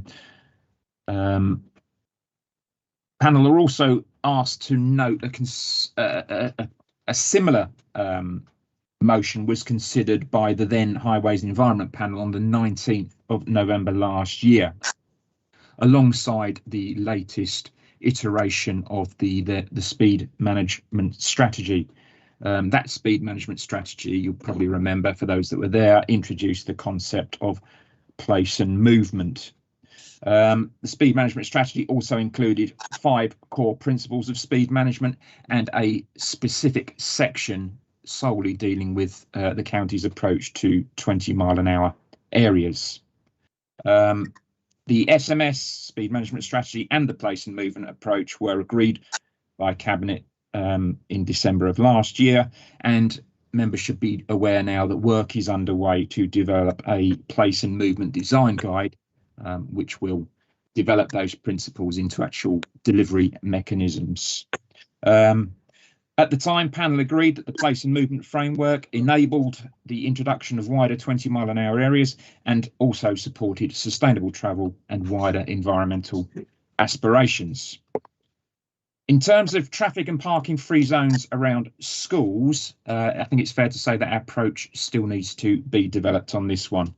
It is likely that the place and movement design guide will introduce the concept of the School Streets Initiative, which you may have heard of elsewhere in the country, which involves the temporary closure and reduction of motorised traffic during school opening and closing times. However, we are, as I said, still developing that thought process. It is fair to say that it is probably easier to introduce such measures into new build schools, and you'll be aware of a number of those on the horizon across the county, because various traffic management issues can be designed in rather than retrospectively fitted, and the same might apply for some school expansions. Existing schools will probably be more difficult. That's not to say we shouldn't try, Experience, for example, of restricting traffic in town centres suggests that extensive consultation will be required, and concerns still remain that restrictions introduced in one area may well displace motorists and parents to neighbouring streets and may not be practical. Furthermore, members should note that we are aware that central government may be providing us as a highway authority with additional powers under Part 6 of the Traffic Management Act, which will allow us to undertake some civil enforcement of moving traffic offences. Again, this may be able to be used for things like school streets and restricting traffic. I would ask that members note the numerous other successful behavioural change initiatives around schools to encourage more pupils and parents to walk and cycle, and details of those are included in the local transport plan annual report, which is also on today's agenda. I should just note, and my apologies here, there is an error in my paper. I've just realised on paragraph 5.2, and I will ensure this is amended, that mean speeds for signed only 20 mile an hour areas should be 24 miles an hour or lower, and additional requirements where we have mean speeds of 25 and above. So I will ensure that is amended appropriately. Thank you, Chair. Thank you. Mike Paul wants to come in. Simon, thank you, Mr. Chairman. Simon touched on parking outside residence properties, because if you don't park outside the school to drop them off, you'll park outside residents' homes and things, not always politely, and will block the driveway. You then wander off to school if somebody needs to leave the house, and it's, or on verges is an issue I've got in my one particular school I was contacted about in my division. They would just park anywhere, and that is an issue. So how can we address that in other areas? We can't block off, where you say shut roads. We can't shut whole roads around everywhere, because people have still got other lives and not just the schools, because there are people coming in from the villages. To a place where I live in Hitchin, there's a lot of villages and a lot of schools are on the edge, and people come in, they need to drive. So what can be done on that, please? Again, there's a number of things that are already in place, Paul. I'll give you an example of something called a walking bus, where we'll provide or try and identify an appropriate parking and set down area, and then encourage people to walk the last half a mile to the school. It's, as I said, it's variable on each individual school on what is available, and that's why I think we need to do a lot more thinking about our approach going forward. As I say, we have been successful. You may be aware of things like the walk to school weeks and the Mode Shift Stars Awards scheme, where we've achieved remarkable success through behaviour change techniques with parents and pupils, rather than trying to go down the enforcement route, which I think tends to land better when it's, as you say, simply displacing an issue from one area to another just creates an issue elsewhere for us as highway authorities to then try and address. Simon, what would you say about parked cars actually provide some form of traffic calming around schools? Absolutely, Phil. I mean, I think it's not something we probably put down in writing, but from a purely practical perspective, absolutely.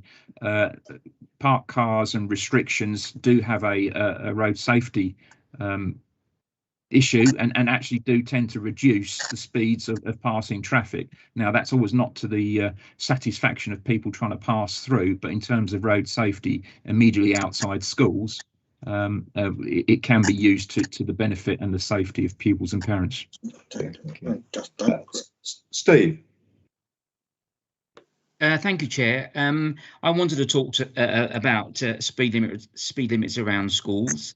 And I'm interested to know why the default position on speed limits around schools isn't already 20 miles an hour. I personally believe they should be. I've got a school in my division where the speed limit is currently 30 miles an hour. There will be parked cars both sides of the road when children are being delivered to school, but that doesn't reduce the speed limit in those areas. So as I say, I'd be really interested to know why the default position, particularly around schools, isn't already 20 miles an hour. It is for new and extended schools, isn't it, Simon? Yeah, absolutely. Again, without trying to go through the whole of the speed management strategy, I'm just trying to find there is a statement in there that we will default where we can, where appropriate, to 20 miles an hour outside schools. And I haven't got the figures in front of me, but you will be aware that there's flashing wigwags and things outside many of our schools. Again, we do have to look at the place and movement approach. We do have schools on A roads, for example, and faster B roads. And the whole issue with sort of speed management is this concept of compliance versus simply posting a speed limit. And that would be my concern, that if I do reduce a speed limit outside a school and then we don't have compliance, we actually could increase the risk without it being managed and effectively reducing those speeds. But there is a statement in the speed management strategy about schools, and that's very much in line with our thinking. Yeah. Okay, so I do understand the whole piece around compliance. I do understand this whole piece around A-class roads, etc. But the one that I'm referring to is in none of those. It's just at other times a relatively quiet residential area, and I'm interested to know, how you define what is appropriate. Because in my experience, a relatively short experience in the division, that's certainly a road that I would consider to be appropriate. Okay, it may be appropriate to take that one sort of offline rather than deal with individual, because there's approximately 650 schools in the county that we do look after. So, I'm happy to contact you directly. Yeah, by all means. Funding will always be an issue, and we'll have to have a grown-up conversation about that. But yeah, we've got a safer routes to school team who can do an assessment and give us their considered opinion. Thank you. Stephen? Yeah, I mean, there's some fundamental issues here. One is which isn't highways, Phil, but I'm going to raise it, is the school allocation policy. And ironically, I know the school Steve Cavan is referring to, because it straddles his division, Sarah Bedford's division, and my local patch, my district ward. And it's a first and middle school, which is one form entry, cannot be expanded. And what happens is that if we had a school allocation policy that more matched in where first and middle schools were. So, for instance, parents moving into an area slightly further away from the school, and there's been a new development, 100 new houses. And I've had this issue raised, and they can't get into this particular school. So where are they being told to do? Oh, there's a first and middle school 5 miles away that's got vacancies, and they can drive there. So we end up creating a policy problem of forcing parents into cars to drive to schools, which therefore forces them, unfortunately, to park on zigzags or park inappropriately. And I have to say, I fundamentally disagree with Simon that parked cars outside schools make it safer. They do not. Come to High Elms Lane any afternoon. It is not safe with the parked cars outside schools, and there have been personal injury accidents. And I have been struggling for 8 years to get a scheme introduced via Three Rivers District Council with county officers to make it safer, and we still haven't got it done. And it's a real bone of contention. Now, this is, where there is a high school, and unfortunately, parents, unfortunately, with a lot of 4x4s, tend to park all over the place. What we have tried to do is make it safer in other areas, such as and we've resorted to double yellow lines, which then get ignored, then resorted to bollards on the pavements because they were driving across the pavements, and it's caused other problems. So I'm interested to hear what Simon has to say about possible government policies that will allow the local authorities to be more proactive. Now, of course, Phil, the county is not the parking authority and not the enforcement authority. And this, of course, does come to the crunch. So if more powers are given, are the resources required to employ more civil penalty officers, i.e. the parking wardens, going to be given, because that is actually what is required. And I'm sure all of us have had occasions we never see a parking warden, as people still call them, outside the school. Well, one is you cannot have a parking warden outside every single school every single day at 3:15 in the afternoon. It's just physically not possible to do. And of course, what happens is when you do have them there, the parent drives around the block, waits 10 minutes, then drives back again. The parking warden's disappeared. No tickets ever been issued. And it's completely ignored unless there are no waiting restrictions at the same time. Sorry, no loading restrictions at the same time rather than no waiting. But it does concern me that we don't have, and this leads on to the next one, so therefore I'll propose it now on the hope that it would be adopted as part of item 6. Again, I've sent this to Teresa, Chair, that the highest priority in any 20-mile-an-hour default is given to introducing 20-mile-an-hour zones and those parking areas around all first and middle schools as a matter of urgency. Now, the reason for that is it should be self-evident. By and large, first and middle schools should be attracting people from their local community. By and large, they should be in walking distance of where the residents and obviously the children live, which would be therefore an easy element to try and discourage people to drive and park near the schools and on the zigzags.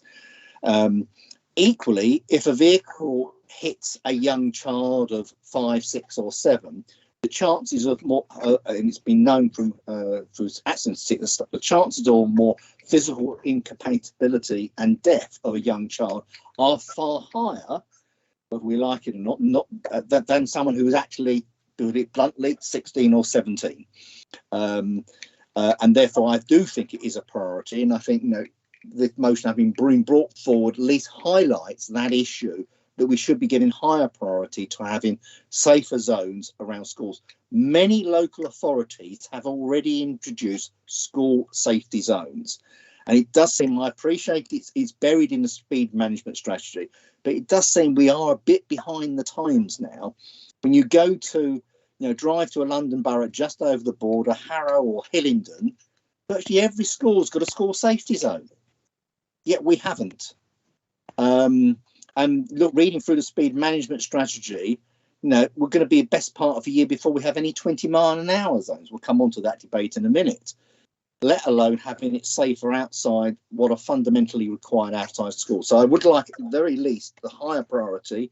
And this is, if you adopt the matrix on your next item, I think there should be a subset of that matrix, not only for school, but the subset gives a higher ranking to the first schools in particular, and probably the first and middle schools. And I hope you could at the very least agree that. But I would like to know how we can progress. I'd like someone to come back about what is the government's intention of this, and whether we can feed into any government consultation. It's all very well giving us the powers, but if you're not giving us the resources to the districts, then there's no actual point. And the powers need to be, if someone's parked on a double yellow line near a school, then we need to be able to ticket them, whether the parents in the car or the children in the car or not, straight away. And that might actually physically discourage it. The walking school for buses, walking buses doesn't always work. And I'm given to understand that less than half the schools have that policy in place or have an agreed document. I recently had a site visit with a local school, and I've agreed in conjunction with the local council to fund stand-up statuettes that go on the roadside, as we have to discourage parents to park.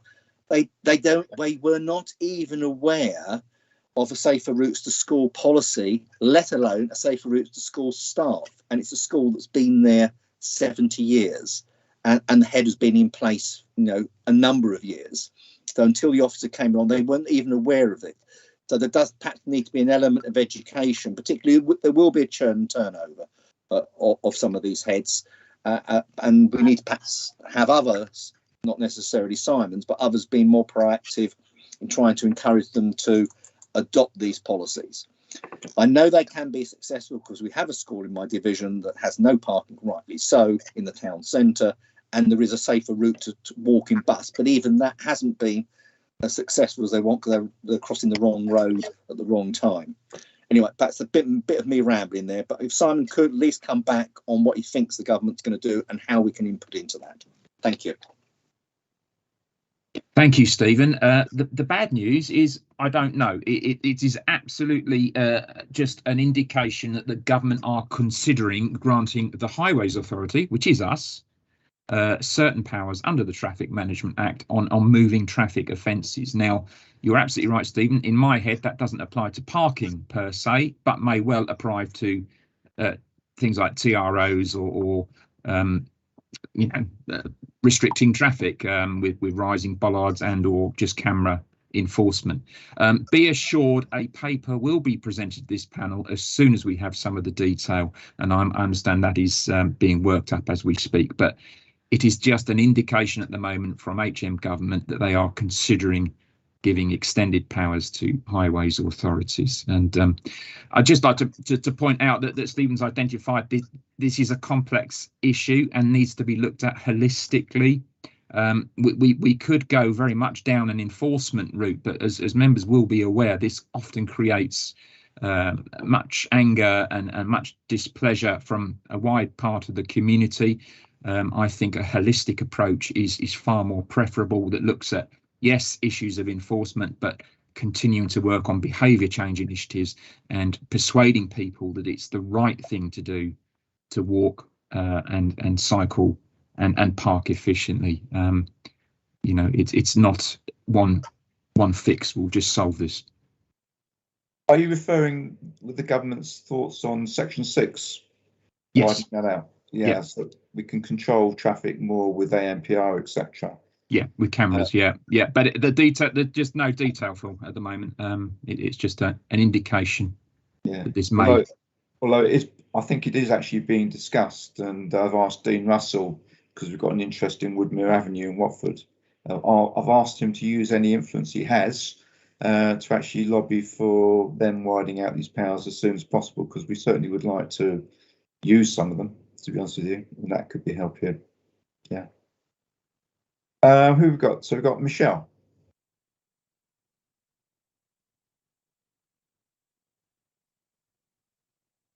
Thank you so much.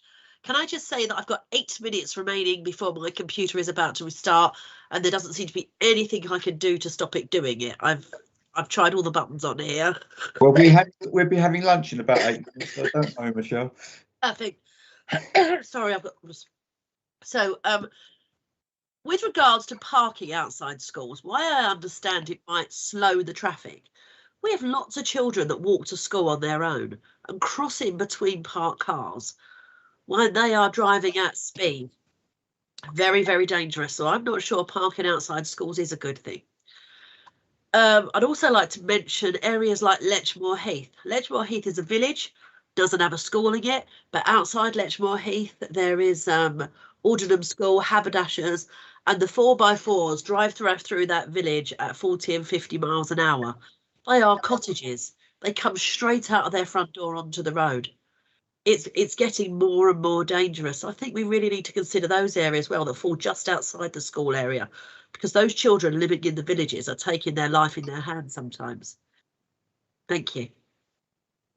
If I don't get to vote, you know, I'd obviously like to vote in favour of this, but I don't know in 7 minutes whether I'm going to have an opportunity. Hopefully you will. Just want to make a couple of points with parking. Very difficult, because if you can't park somewhere, you're going to park somewhere else. So displaced parking is a real issue that we have to think about. So to actually have a blanket ban on parking is not always that feasible. And the other point I'd like to point out is the 20 mile an hour, which, as I say, we've got a default for new and extended schools, and there's always a capability of having sort of temporary 20 mile an hour advisory limits outside schools, etc., etc. I mean, I know that Oxfordshire County Council have a different approach to 20 mile an hour zones. They are advocating, or they are looking towards default 20 mile an hour across the county. The thing is, what they are doing is actually putting up signs and hoping they will reduce speeds. I don't think they will. They have actually said, well, if they don't reduce speeds, we'll consider putting in some traffic calming measures. Well, shouldn't they put that in first, rather than putting public at risk by actually assuming there's a 20 mile an hour limit, which is not going to be observed? And I know that a couple of parish councils are picking this up. Potton End, for example, Terry Dewis alerted me to this, and they're asking if we could adopt the same approach. And I would have to suggest to you, I don't think we can, because they are fraught with danger, because people think there's a 20 mile an hour zone, they act accordingly, and cars do not observe it. And that's more dangerous than not doing it in the first place. If you want a 20 mile an hour limit, you've got to actually reduce speeds rather than just putting up a sign. So that's my preaching on 20 mile an hour policy. Tony, you wanted to come in. Thanks, Phil. It was just to say that Simon's right to mention TMA Part 6, because that should give the council powers for moving traffic contraventions. There may be some other powers that already exist for use of camera technology on school zigzag markings. It was back in 2011-12, I think, the government at the time introduced quite a lot of restrictions on the use of camera enforcement for parking. But I think one of the exemptions was around school zigzag markings. That might be something that officers need to look at, Phil, just to sort of close off that part of the discussion on powers. Thank you. Rena? The things that really concern me is are children trying to cross between parked cars, as the previous member has said, children or anybody being lulled into a false sense of security that a zone is 20 miles per hour and then finding it's not being enforced, or people are not adhering to it. And thirdly is, as another member has said, is some of the altercations that happen when people park on people's driveways inconsiderately, and it gets to a point where the police have to be called. So these are really unfortunate things. And it also occurs to me that a school locally in the London Borough of Hirrington had sent out in the parents' letters that traffic wardens would be enforcing restrictions at certain days. And that letter went through WhatsApp, or the little snippet of the newsletter went through WhatsApp like wildfire, and people who were not even at that school or in that borough were all aware that the traffic wardens would be around some part of the day, and were to be conscious of that. And I think, as much as I agree with Councillor Giles Medhurst, you can't have wardens or enforcement officers at every school at every pickup. The uncertainty of what school they'll be at on what day also helps with that behavioural change of people, just to be a bit more aware that people can be ticketed, and one hopes that that in itself would ensure better parking, and more considerate parking, and have a longer lasting impact on people not doing the wrong thing or speeding down the roads. And I just think that, I don't know if we can collaborate with our district councils and our schools to do something along that line as well, immediately almost. Thank you. I think Michelle's is a legacy hand. Did you want to come back, Simon? No, I agree with some of the comments. As I alluded to, it is there are many stakeholders involved, not least the schools, the residents, the districts, the boroughs, and us as Highway Authority, and just trying to work all this together and hold it together. I don't disagree with any of the sentiments. Be assured, one of our main priorities is road safety outside schools. Clearly, one of our most vulnerable user groups. As I say, there's a lot of different initiatives that can be done. Just going back to the enforcement, one of our most successful schemes has been the introduction of junior travel ambassadors, actually using the school children to come out and speak to parents about their behaviour, which actually lands a lot better than when one of my officers goes out and tries to engage with parents. They usually get told where to go. So just another example of another initiative that helps build this picture. I don't think anyone disagrees with sentiments, Simon. Stephen. Just very quickly, I don't know if people have picked up the point. You actually cannot issue a parking ticket if someone is in a vehicle unless they are parked up for 5 minutes. That's the problem. Now, if the law changed and an immediate ticket can be issued on a yellow line, or on a double yellow line especially, and doubles are there for safety reasons, or on the zigzag, then some of this problem wouldn't actually occur. But the point is, the warden will be there. I can bet from the information I know at Three Rivers District Council that virtually no tickets are issued outside schools ever, because within 5 minutes the person's driven off.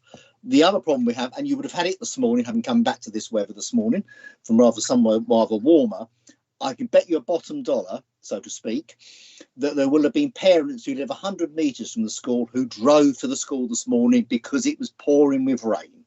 And part of that might have been because the pavements are insulated with water and they don't want their children to get their feet wet.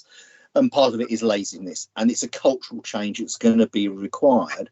But part of our first step to that, and I'll come back to the original proposal here, which you can take next the next item if you want to, is basically we need to give a higher priority to the 20-mile default outside first and middle schools. Rena? Say, I don't know, Councillor Giles Meadows, I know so many children who meander back from the classroom to the cars, and 5 minutes is not enough. But it's not only the 20 mile per hour that should be considered in appropriate places or as per the strategy that comes further down. It's also ensuring that there are safe crossing points for children near or around schools or places like that. It's all well and good saying we would like them to walk and do all that, but if there is no safe space for them to cross, and if we even, and we also have to consider that if you have coach services which are dropping a bulk of children at one point, a tiny refuge may not be adequate, and it's sometimes looking at those to make sure that we've got the safest possible crossing point for the volume of children that are being decanted at one time, whether it's a trickle or a busload or whatever else it is.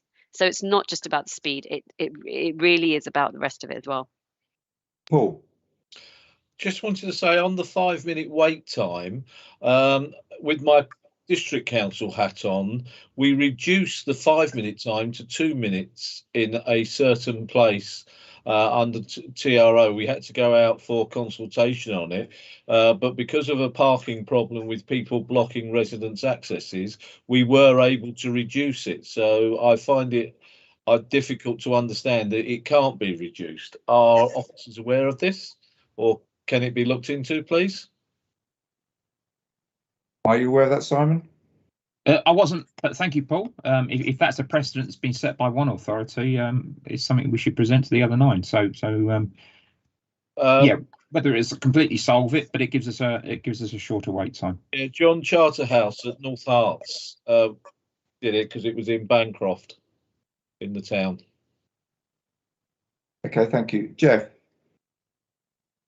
Yeah, just adding further to that, I'm aware, and I think I'm right in saying, district-wise, we implemented a zero tolerance on parking on our high street at some stage, so it can be done. I think we've reduced it back now to 5 minutes, but we introduced it in the high street. I can see no reason why it can't be implemented outside of school. So perhaps a word with districts, Simon. Yeah, thank you. Right, try and wrap it up. Stephen, you had an amendment for us to consider. Yeah, I mean, it was probably more, you want to rephrase it, but the highest priority in any 20-mile default is given to introducing 20-mile-an-hour zones and no parking areas around all first and middle schools as a matter of urgency. So in other words, when you've got the matrix, which you may or may not agree as the next item, what my colleagues would like to see is that the first and middle school areas, which you have schools in that matrix, are given the higher priority because of the likely endangerment of the younger children. So is that not more for this next item then? Well, that's why I said you could include it on the next item, but it is part and part. If you agree it here now, we don't need to have the discussion on the next item, do you, Phil? In terms of this particular element of it, let's say. Let's wrap this one up as it is and then discuss it under section 6 after lunch, I would suggest. Right, okay. So therefore the recommendation 3.1 to note the contents of the report, would you like to vote on that, please?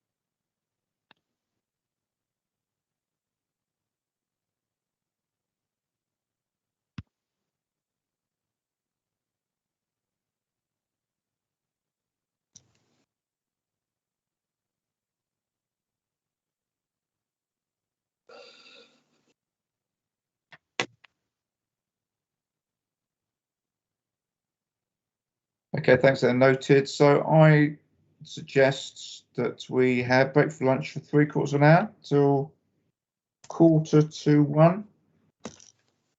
Yep. I'll see you all back here. Thank you.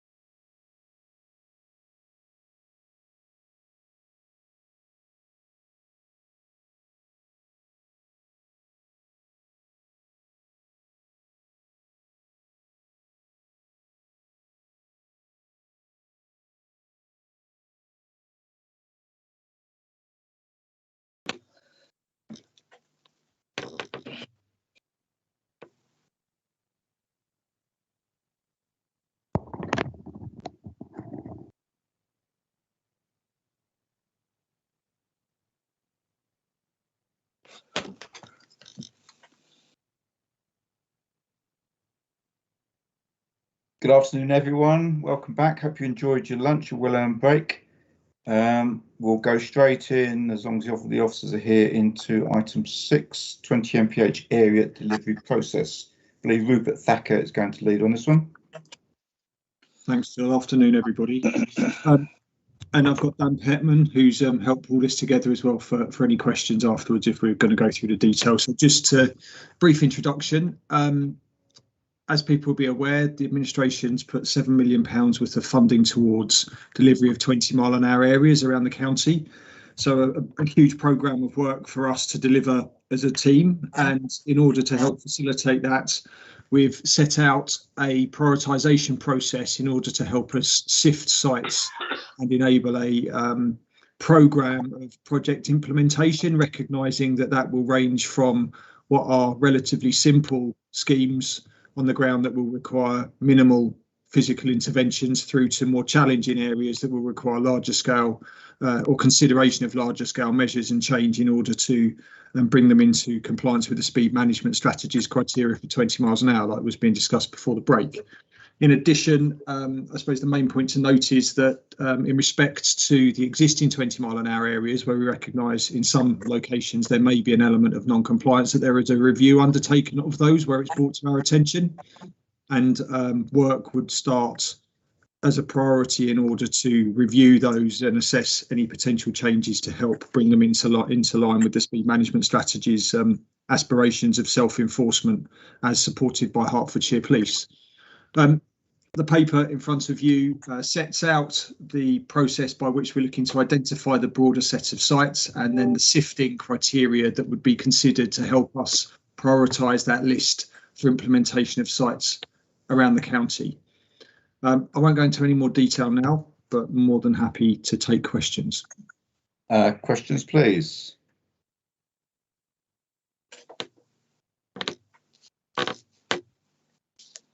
Paul.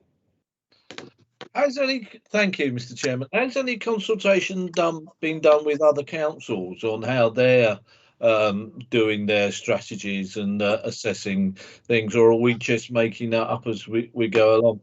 It seems to me it's very unambitious, just to say, because we're not putting a figure of what we want. Oxfordshire that Phil mentioned earlier, with the 85%. I know we've got figures in there of 900 odd roads that have been done. What does that represent as a percentage, of the roads? Have you got a figure in mind? But the main question: have we contacted other authorities whereby they've done it, and is that how we've created our criteria? I'll come to Dan in a second, who I think's got some background on that, and I would say that I think the process we're setting out here is pretty ambitious. We've identified that potentially 60% of the network could be considered appropriate for 20 mile an hour areas, but in order to deliver them, as Phil set out prior to the break, in line with our speed management strategy, where they're self-enforcing, to make sure that all road users have a common understanding of how they should be being used. We're looking to ensure that we implement them in a managed and prioritised process, both to help manage the resources we've got to make it happen, but also to make sure that what we end up with afterwards is a cohesive set of projects that give the right messages to users and deliver the right outcomes in line with the speed management strategy.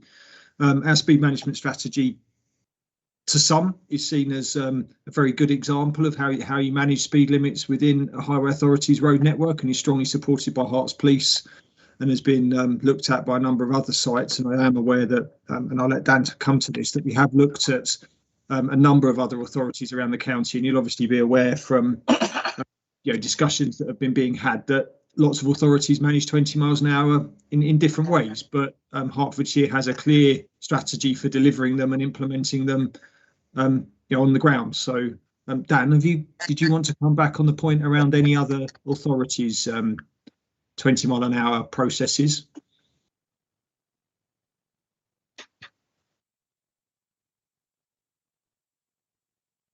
Maybe he's not made it back. I think Oxfordshire is one that I think we're very much in line with. in terms of some of their considerations. We say Oxfordshire, as I said before, that they've come out and said, all the executive members come out and said, we are going to put signs only up. And if we feel they don't work, we'll look at some traffic calming, which I thought was a bit the wrong way around it. Yeah, I think you're right, Phil. You know, Oxfordshire's got an approach that to us concerns our speed management ability. Like you say, it raises expectations and then ends up with exactly the problems we've got at the moment with Beerton Road, for example, where behaviours aren't in line with actual posted speed limits, which you know, as members, I'm sure you'll appreciate that causes a challenge in terms of expectations and reality of how roads and things are being used.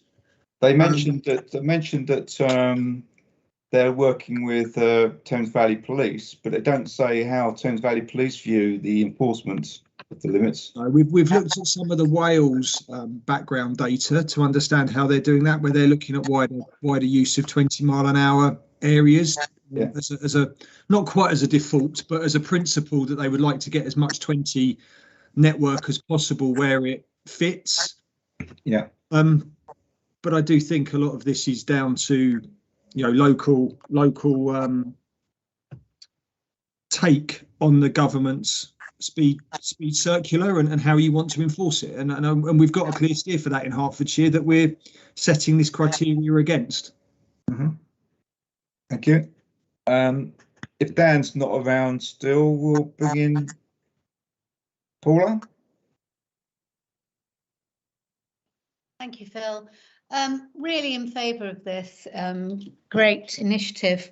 I've seen the place and movement approach and sort of agree and understand that looking first at roads that have 24 miles per hour or under is much easier to implement.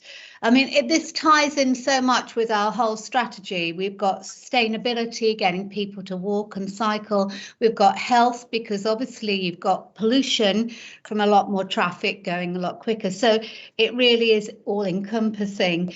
I have looked through some of I wasn't, obviously being a new councillor, I'm not sure how some of these schemes made it to be 20 miles an hour, so I'm starting from scratch here.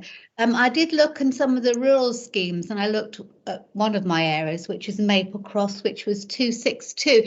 How, as county councillors, do we put forward our schemes or find out, rather than just saying Maple Cross, exactly what's being looked at in that area? So the intention is that once the criteria is agreed in principle today through the panel, that will be used to help us draw up some broad areas where we think 20s are appropriate. We've got the criteria, you know, in a system that will help us through GIS identify the right locations where we think it's appropriate.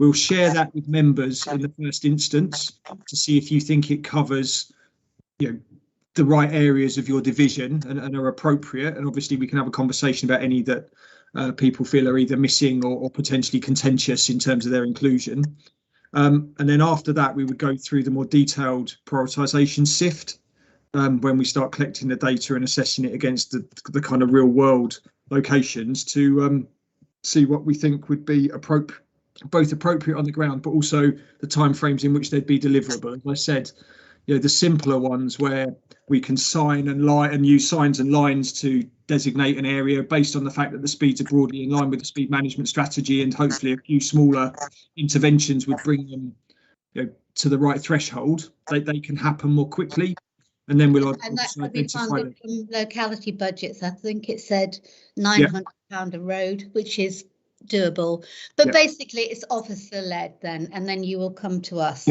But if members do want to just email us the sites that they've got you know, thoughts about, we can check them against the list. Okay, lovely. Thank you, Rupert. Rupert, it appears that some members have spoken to me and said, I'm surprised mine's not on the list because I've been banging on it all about it for months or years. So I can only say I can't speculate as to why they're not on the list, but I'm sure that if members actually email you or whoever, you can make sure that is given consideration. Yep, if they email Dan and myself, so Dan Penn, and myself, then yeah, we can make sure that they're on the list. But like I say, I'm hoping that 99% of those will be within those broader areas that we're going to be sending out anyway. But can you remind us how many potential schemes do we think there are in the county? I'm not sure about individual schemes, but I think there's something like 60% of the network could potentially be considered. Now, within that, how you break them up into individual areas or individual roads where appropriate, that's the next stage, really, once we've got the criteria agreed to go through it in that level of detail. 60% being kilometre length, presumably? Yes. Yeah, okay. Stephen? All right, well, you've already got my comments from the previous one in terms of the matrix, but I wanted to go through a series of questions in terms of the report on what, in my view, is missing or perhaps misleading. I have to say, when I first read this, I found it incredibly complex, 3 different sifts to go through, and I have made this point to officers. It does seem a way of trying to actually bury the detail in terms of where we get to try and get 20-mile-an-hour areas in and make it very common. And then when I question, well, when realistically, having gone through all these processes, it's interesting, Rupert, as you've mentioned already, about and deliverability. Well, the earliest likely deliverability of any scheme is a year from now, at the very earliest, was what I was being told at the briefing meeting last week. And I can't see in all the appendix, and I appreciate I may have missed it whilst having read this whilst I've been away, actual list of schemes. Yes, you've got a list of areas broken down in urban and rural. There's not a list of potential requests that I can see. So interesting in response to Paula, that there is a list somewhere of potential areas. So I assume that can be made available to members so we can double check actually X area is going to be looked at as part and parcel of this. Now, a lot's been made about the place and movement matrix and mapping of that, but that's not available yet, is it, on the public website, as I understand it? And this, of course, is where we did have it previously go into the members' advisory group. What, however, does particularly concern me is that you have got other authorities that have rejected the 24-mile-an-hour threshold. Kent County Council, not notably run by another party other than yourselves, through you, Phil, has adopted 28 miles an hour as a threshold for signing and lining. The Borders region has adopted 20 mile an hour as a default for non-main roads and has shown a massive decrease in speeds on the Scottish borders. And that's been supported by Police Scotland in terms of the way they've approached matters. I believe the accident reduction, or speed reduction rather, on 28 miles an hour plus is 17.5%, which obviously has an effect on reducing casualties. Now, the 7 million budget is in that sense to be welcome, but as Rupert, you will be aware, and I'm sure other officers will be aware, over £3 million has been spent in Watford on 272 roads in Watford, and that just covers a third of the budget. So is the 7 million based on this criteria realistic to get the schemes in that residents and indeed politicians support? And this is what really concerns my side, is that we've gone to an approach that actually makes it sift after sift after sift, and we only get political support at the end. And then that's when we're going to consult over it, and we end up possibly not getting schemes in. And I do wonder whether that 7 million approach is right. And you will have seen the McDonald report, I know you have, Phil, about that, and the concerns raised about value for money. And I know you've had correspondence from others about that, which I won't go into, about the value for money on that report. Now, I'm concerned with 4.34. You want to use the speed limit assessment criteria and have that prioritised by officers, but there'll be no input from elected members at that stage. And that's where you go through the 3 sifts. So you say, you want input from members, but they're not involved or won't be consulted about what they believe is the need for their constituents. So I'd like to know how that is supposed to work out. Steve, sorry to interrupt. You've already raised lots of points there. Can we try and answer some of those and then potentially go on to some more, because I'm losing a bit. Sorry, okay, yeah. Well, I knew this was the set piece. I have got a lot of questions, and we get late into the report, don't we? Sorry to interrupt. So just on the point of how we're going to manage the process. Obviously, like I say, the place and movement assessment is a tool rather than necessarily something that can be displayed in its singular sort of approach. It's able to do different things. So it's a tool that we use to help assess the network. That place and movement tool, once we have the criteria agreed, will be used to help us broadly map the areas where we think 20-mile-an-hour speed limits would be appropriate. The intention is that those broad maps will be shared with members to show them within their divisions the areas that the place and movement is indicating 20-mile-an-hour might be appropriate. Now, the fact is, within those broad areas, there'll be some roads that lend themselves to 20 and other roads that, as you know, will be much more contentious in terms of their ability to be compliant with the speed management criteria. Which in itself is a discussion, and the points about the borders and other areas and how they apply either an 85th percentile rule or the way in which 20s are or aren't facilitated is already set out in the speed management strategy, and this 20s process sits alongside the currently adopted 20s criteria. So this is to support it and work to it rather than to change it. What we then do is, once we've got those broad place and movement areas, we then sift them using the criteria that are set out in 4.4.4 within the paper to help prioritise broad areas. Now, what we're trying to do is not get down to individual roads. What we want to do in the first instance is deliver a wider 20-mile-an-hour cohesive areas as we possibly can. And once we've done that first level sift, we then need to get into the slightly more detailed aspects in relation to how the area actually functions, the other funding that's able to support it, and some of the sort of geometries and things around parking that are the kind of real world aspects that will help us understand whether some of maybe the more challenging areas within that broad area are going to be able to be brought into compliance either quite simply with signs and lines changes, or whether there's going to be need to be considered to more physical measures, be that introduction of on-street parking or protected bays or things like that might be options when we're working with local members, which is part of the expectation of the process. Is once we get to that stage, we'll be working with local members to understand whether they believe there's either an appetite for those types of changes, or how we take forward slightly amended projects on the basis of their sort of feedback from communities. And then obviously we go to the third sift, which is to start looking at kind of how we can actually make it happen on the ground.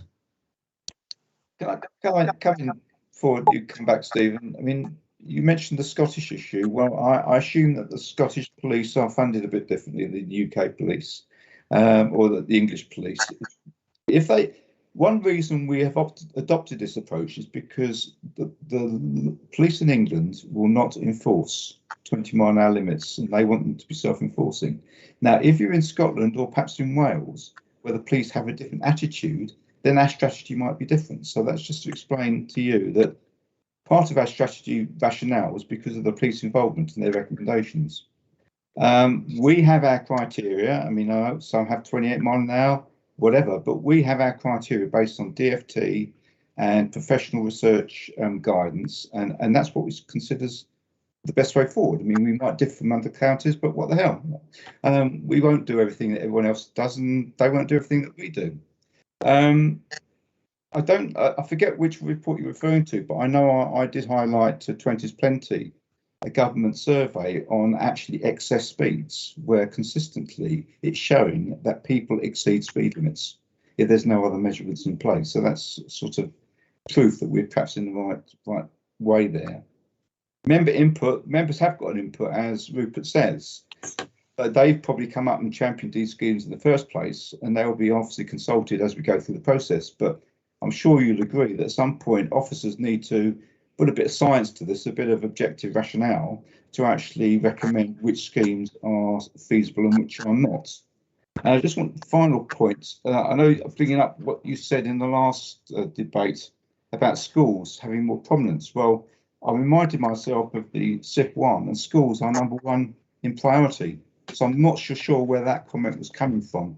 Because if you read 4.4.5, it says, therefore, those areas which contain a school, higher housing densities are in or near an air quality management area, have a poor outdoor environment and narrow footways, will have the highest scores and will be the highest ranked in the #1 list. So I think we are giving due priority to those sort of areas. And I'm not sure where your comments were coming from there, Stephen. It was very specific, Chair, about schools, and that was first and middle schools should be ranked higher up the priority list than secondary schools or academies in the secondary sector, mainly because first and middle schools will be embedded within the local community, have younger children going to them, and we should be encouraging at the early age, along with all the other measures, already mentioned in the previous debate by Rena and others, safer crossing points. And it's actually at that, and an accident to a 5 or 6 year old child outside of school is more likely to have a severe impact than someone in the older age range. So what I'm suggesting is, and we'll come on to other things later on, but on 4.441, that criteria on schools should be broken down between first and middle and other schools, so that higher priority is given to the local community schools, effectively the first and middles, rather than the other schools, to encourage that walking. That is what I'm suggesting there, and I don't think that is unreasonable, and the previous comments that were made seem to have supported that. But if I may come back about the other issues here, now where you stop me though. So you're saying that members will be made available in 4.41 after you've done the first sift and you've got map of an area that this appears to be. Members will then be asked for their comments. So if Rupert could firstly clarify that before I can carry on. Yep. So once we've done that mapping, we will be sharing that with members for their feedback. Yeah, because obviously it's not just by division. I would hope that's going to be shared by area, because you're well aware. Some areas will go over. Watford and St Albans and North Herts have already passed resolutions, cross-party resolutions for area-wide ones. And you're aware of the independent report funded by the police in terms of Watford that proposed an area-wide scheme for nearly all of the secondary roads, not the main roads, but all the secondary roads in Watford. So I think, we would want to, certainly those areas, I suspect we'll want to see it on a holistic basis, and that's quite right, as to what is being proposed. So it's a cross-county divisions. Is the case. I'm interested in what you said there, Phil, but of course Lancashire, Cheshire, Cheshire West have also supported area-wide 20s on the basis of that being the default, and then gone the other way on a matrix criteria of actually saying which ones are not 20. So given that there are 953 roads here already, that means that does it not that we have one of the lowest numbers of roads already at 20 miles an hour under this criteria that's currently used. Against Kent County Council has over nearly 2,500 roads under the same. Yeah, I would think key to it though, Stephen, is actually the speed limits at which vehicles are using that network. Previous studies as set out in the circular from DFT and in the Atkins study that was from 2 or 3 years back clearly stated that despite signage being put in, behaviours of drivers was often very little changed, and the environments that people were using were very little changed. And as such, the benefits associated with the 20s weren't necessarily real in user terms. And that principle has guided the development of our speed management strategy to try to ensure that where 20s are in place, that environment does exist, for the safety of all users, and to make sure that you get a legible network for people. That is self-enforcing, and that is very much key, as Phil set out. One of the agreements that we have with Herts Police, that these 20 mile an hour areas need to be broadly self-enforcing. and are measured as such. And we've got instances already in the county where 20s are in, the speeds aren't in line with the limit, and there is local concern in relation to it. Can I just point out that, I mean, this debate, I suppose, naturally, but I'm trying to stop it because it's going to prolong it all afternoon. We're not re-debating the speed management strategy. That's been agreed, and that's not going to change. Now, I'm raising points on the paragraphs here, and I've got the next one I'm going to raise on paragraph 4.46. Yeah. And I'm assuming you're not going to cut me off and say I can't raise points on an officer report that's presented to be debated. So I intend to continue to do so. I'm not cutting you off. I'm just sort of trying to guide the debate away from trying to rethink the SMS. Yeah. Well, 4.46, the SMS says it requires the lead engineer visits all roads within a proposed area to identify where these there may be conserved the mean speeds. Can we confirm that we have sufficient engineers and officers to undertake such a work on that? And will that or will that not be in conjunction with a council? And I'll raise these all as questions now to satisfy you, Chair.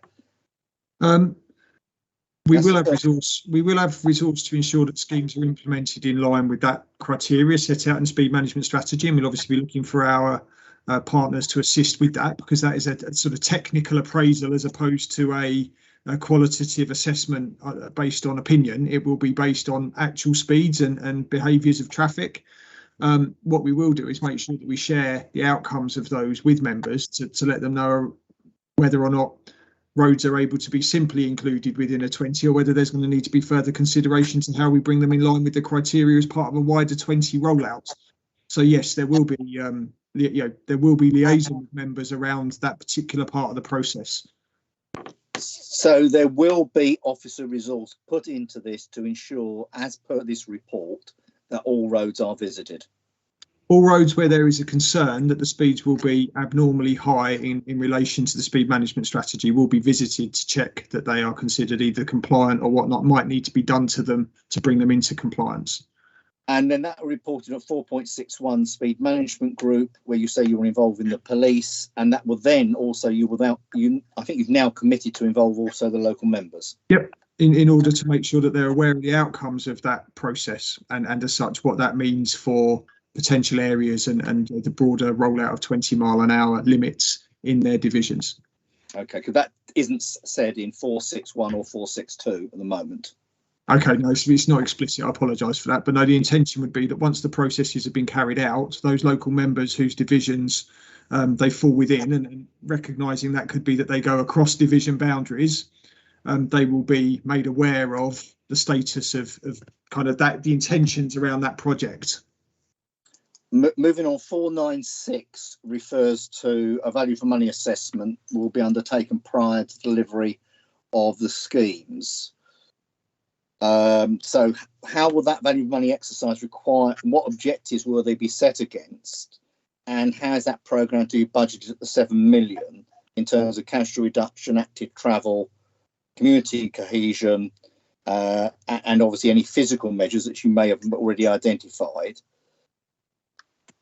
So I think when we've spoken about the broader areas, it's recognised already, as you've said, in Watford, that there'll always be some roads that probably form a bit of a barrier to being able to roll a 20-mile-an-hour speed limit out across a very wide area. So the value for money criteria will look at the scale of the measures that are required on certain roads and whether or not it's value to include those roads given the measures that might be needed, or whether or not it might be better to have, in the first instance, slightly smaller 20-mile-an-hour areas between those roads, so that you get as wide a benefit as you can, but without spending what is a significant sum in some instances on individual roads that would mean you can roll out less 20s elsewhere around the county. And can you come back and confirm the comments I made earlier in relation to the earliest likely implementation of any of these is going to be a year from now, which is what I was told at the officer brief. I think a year from now is still optimistic. As you're aware, that through the HLB process, they need to go through a traffic regulation order process, including informal consultation and formal consultation with residents. If we can speed that up, we'll seek to do so, but there is due process to be followed in order to make sure that these orders are legitimate when we come to implement the scheme. So we're somewhat bound by the process, but we, where we can, we will do it as quickly as we can with both with the resource we've got available, but the procedures we need to undertake to do it properly. Okay, I'll leave that in there for now, but I will want to come back and move a resolution later on, Phil, as you might expect. Can I just raise a question? I don't know if Simon's still around. He might be able to put some input into this one on the safety of schools, because to be honest with you, I mean, if we felt that some schools are more vulnerable than others, then why not give them higher priority? But is that the case, Simon? Are Stephen's arguments sound? It's an emotive area, Phil. I haven't got the data in front of me, but anecdotally, and I almost don't want to say this out loud, we rarely get serious collisions outside our schools. And I'll give you a reason. We have 150 school crossing patrols. We have a safer routes to school programme that looks at light controlled crossings where we can. There are already a number of initiatives that enable children to travel to school safely. We do a lot of education, as you're aware, so that they do have an awareness of road safety. I'm trying to remember, our last child fatality in Hertfordshire was nearly 3 years ago, and I'm not saying that's a good thing. However, I'm just trying to put it in perspective with the 20 to 24 fatal and 400 serious injuries we get elsewhere on the network in an average year. I'm just wondering, how would schools feel if they were put to the bottom of a high up, bottom of the quartile of that list in favour of another school? I mean, how do you think that would be viewed? Well, that's always, as I alluded to, there's 650 schools. Each, I'm sure, school head will consider their school to be the most important. Yes. We do have issues in the past where whoever bangs the table loudest tends to get the attention, and hence we always refer to strategies and policies and procedures in order to make an objective approach to these issues. Of course, we'd love to do every single school. But as I said, with 650, capacity and finance do not exist to do that. Yeah, thank you. Thanks, Simon. Jeff. Yes, thanks very much for that. Yeah, just adding in on that. I certainly don't agree with Stephen's view that first and middle schools are more vulnerable than senior schools. All schools are vulnerable. All school children are vulnerable, so that they all need to be considered equally, in my opinion.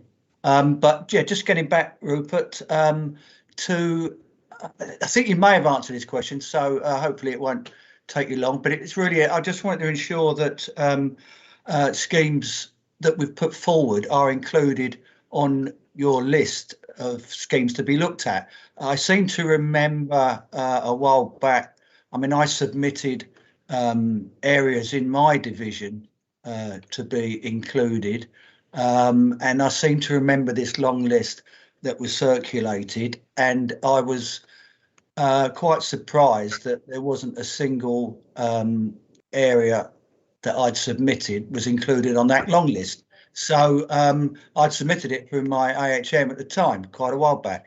So what I'm saying is, what stage are we at? Is there still an opportunity to make sure that I've got some areas in my division on the list to be considered for 20 mile an hour?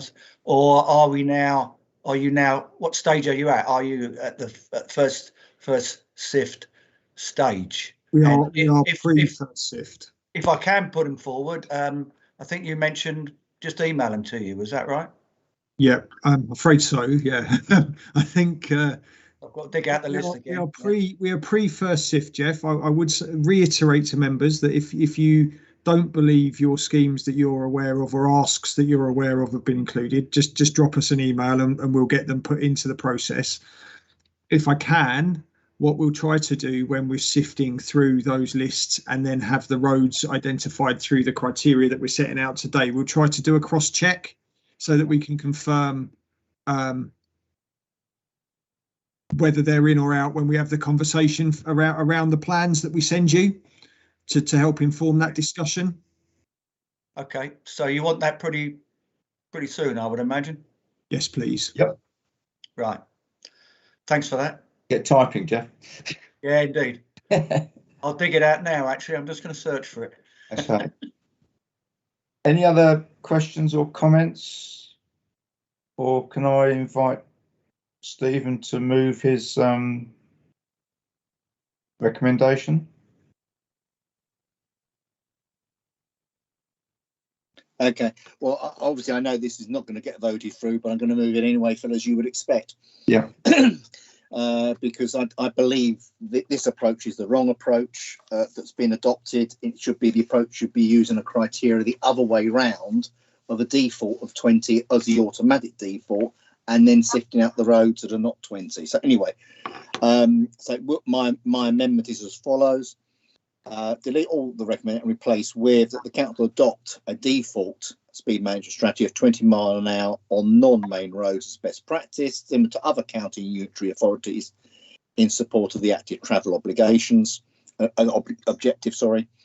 The officers bring a report forward on those roads areas that would be exempt from the default, and a county-wide implementation of 20 miles an hour as a matter of urgency in assisting the climate change agenda. Don't think we necessarily need to debate it. I'm quite clear. I know your views. You clearly know mine. Yeah. Yeah, we'll agree to differ on that one, Stephen, but I will actually put that to the vote. Obviously. So if you could please vote in chat on that one. That's Stephen's additional recommend or a new alternative recommendation.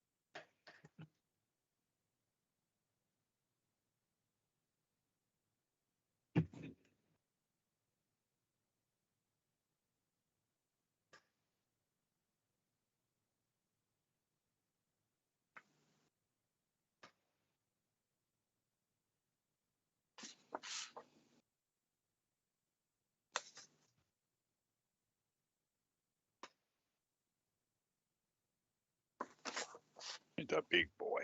Oh, he's a daddy big boy. You're not feeling good, eh? What's the matter? Where is it? Who's that? Councillor Bond, I believe. Oh, God. Sorry about that.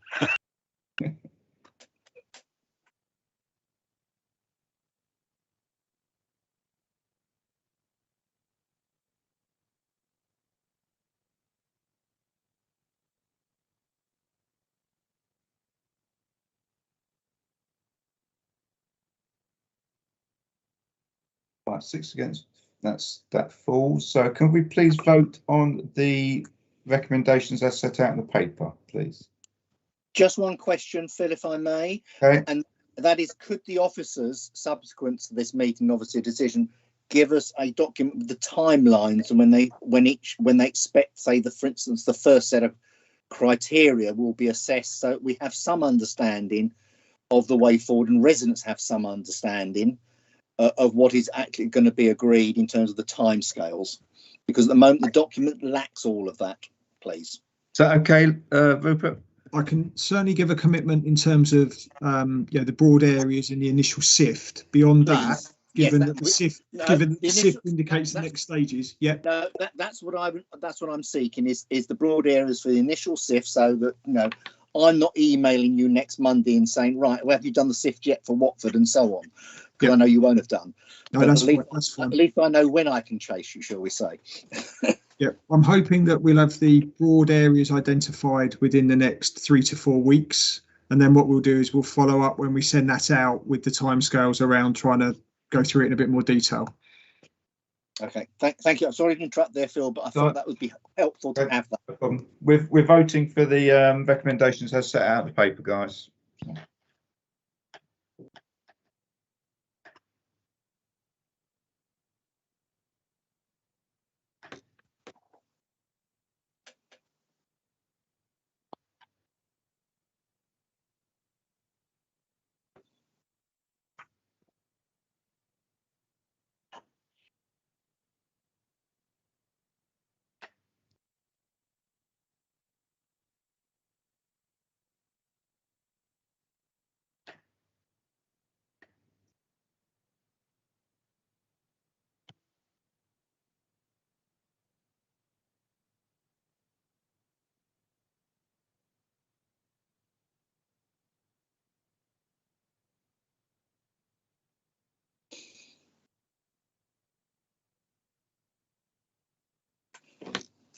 Message from Teresa, ITME.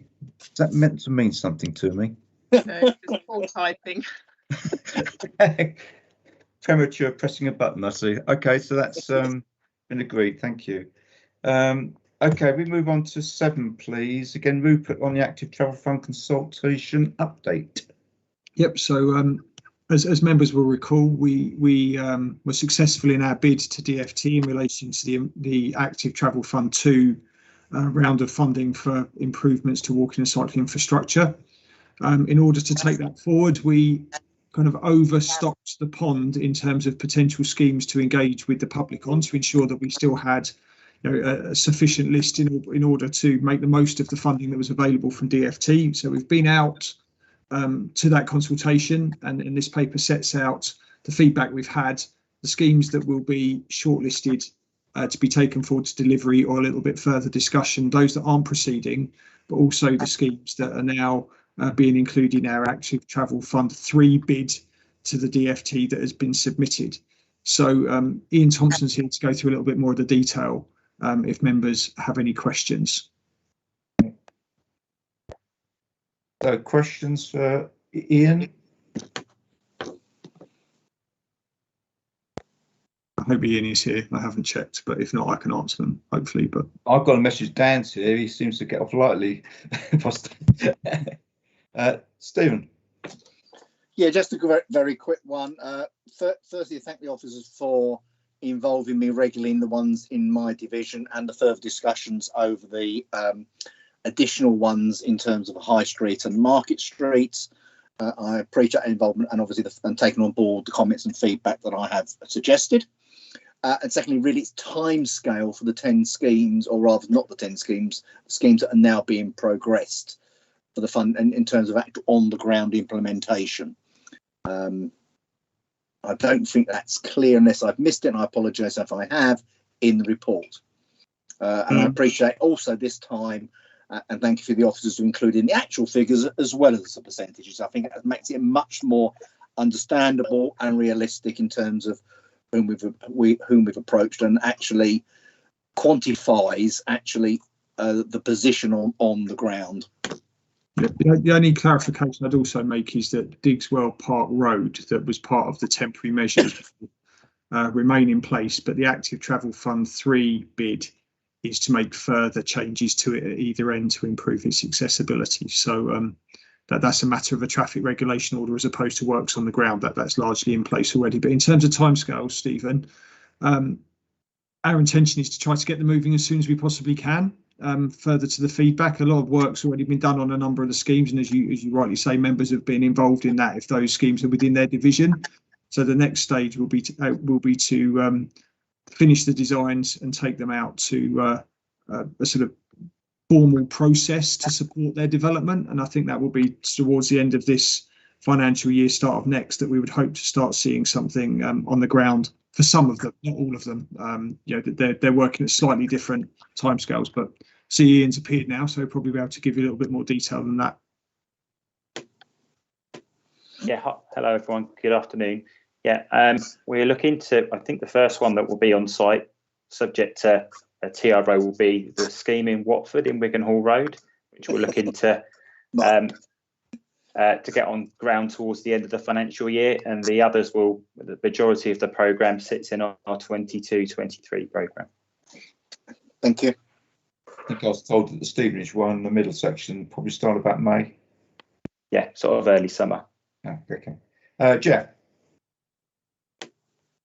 Yeah, thanks, Chairman. Yeah, really just going through the report. Obviously, very pleased to see the London Road scheme in my division has come forward, and yeah, very pleased about that. Just really, and good to see the figures actually from the consultation, as Stephen mentioned. That is very useful.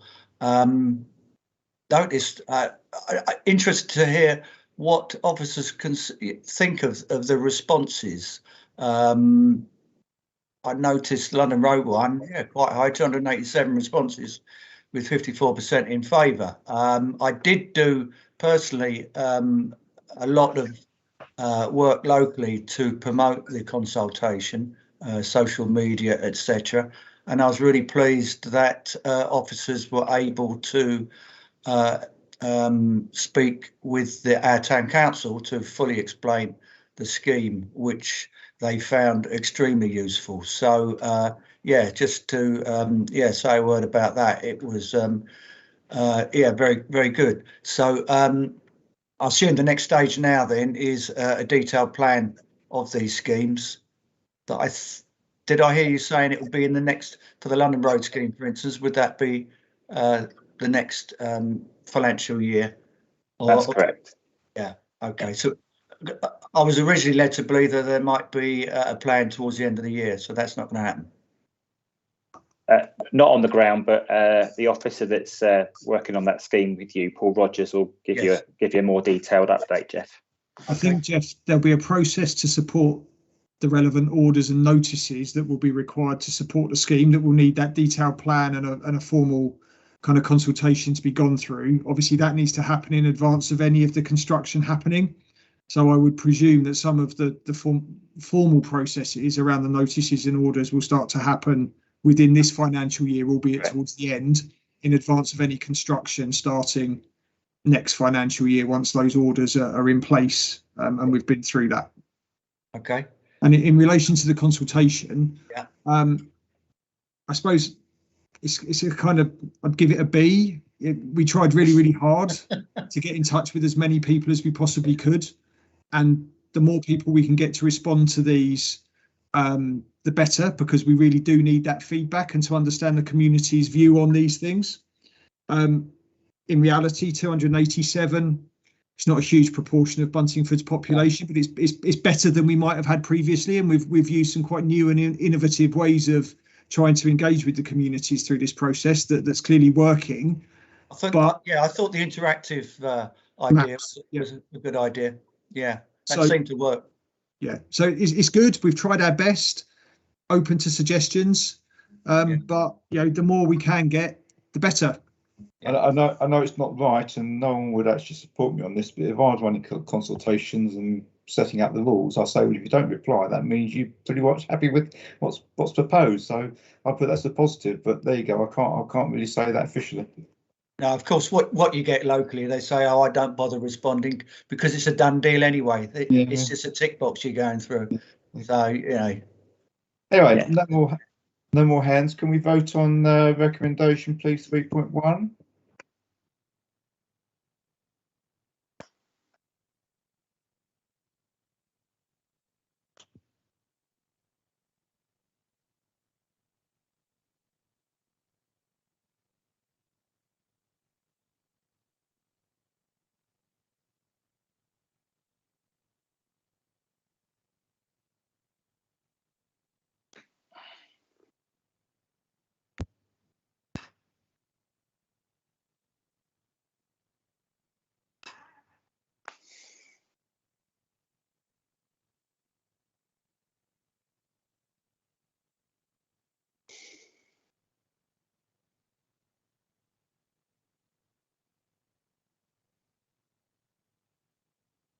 Okay, that's agreed. Thank you. Right, item 8, we have Trevor Mason now on Sustainable Travel Towns programme. Thank you, Chair. So the paper in front of you follows on from a paper that was considered by the then Growth Infrastructure Planning and the Economy Cabinet panel in December, which considered the 9 submissions that we'd had to the Sustainable Travel Town programme. The outcome of that process, but 3 towns, that's Stevenage, Letchworth and Royston, were shortlisted to go into a provisional programme. I've worked since then, has been working with those 3 towns to develop what we call an outline plan. And that's primarily to test whether there is full support from the relevant district, borough council and the promoter of the scheme, the person who submitted the bid, where it's not the borough or district council. So we're undertaking that work there, and the outline plan in the document basically sets out a possible programme to show there is a programme works, but also a clear statement from, in this case, Stevenage Borough Council, that they fully support the scheme. So it's not the final plan. There will need to be further work. So this is the gateway. And if it gets into the full programme following this panel, there will be a lot more public engagement, joint member meetings set up, etc., to finalise the work, particularly around behaviour change schemes. So this is a gateway in the process. So I've been working through all 3 towns in that. Stevenage is the first to be in a position where we're confident come to this panel say we think as officers that it is positioned to move into the full programme and seek to do that. We are still working with Royston and Letchworth and obviously hope to bring those to a subsequent panel meeting in the near future. That's broadly the outline there. Happy to take any questions on the paper or on the draft outline plan. Paul. Could I ask what happens if one falls over? I mean, obviously coming from an area which has 2 of them, with Royston and Letchworth, I hope they don't. But if one falls over, will you replace it with another one, or will the scheme be reduced? We will, and we discussed this in the panel back in December. Is we'll review that. There's a possibility that we could put other ones on the long list into the programme, but also we have to review the resources at the time. But that is a possibility. Yeah, it's right. I wasn't around in December, so I only got elected in May, so I'm coming up to speed. Thank you. Stephen? Thank you. I'm referring to the December GRIPE report, which included provisionally these 3 in the first round. It also then says in the recommendation, full entry into the programme for Letchworth, Stevenage and Royston is only confirmed once the detailed action plan has been produced. So I take it from that there is now a detailed action plan for Stevenage, and you're working with the appropriate people for Letchworth and Royston. And finally, the other conclusion and recommendation from that report was the other submissions are retained in the pool, because I included, and I know St Albans that heavily bid for it, and Watford, for subsequent entry into the rounds of the programme, and meetings are arranged with the promoters. So I suppose the last question, therefore, on that point, is have meetings taken place with the promoters? And I appreciate not all the schemes can be taken forward, one, because of obviously officer time involved, and I do totally get that.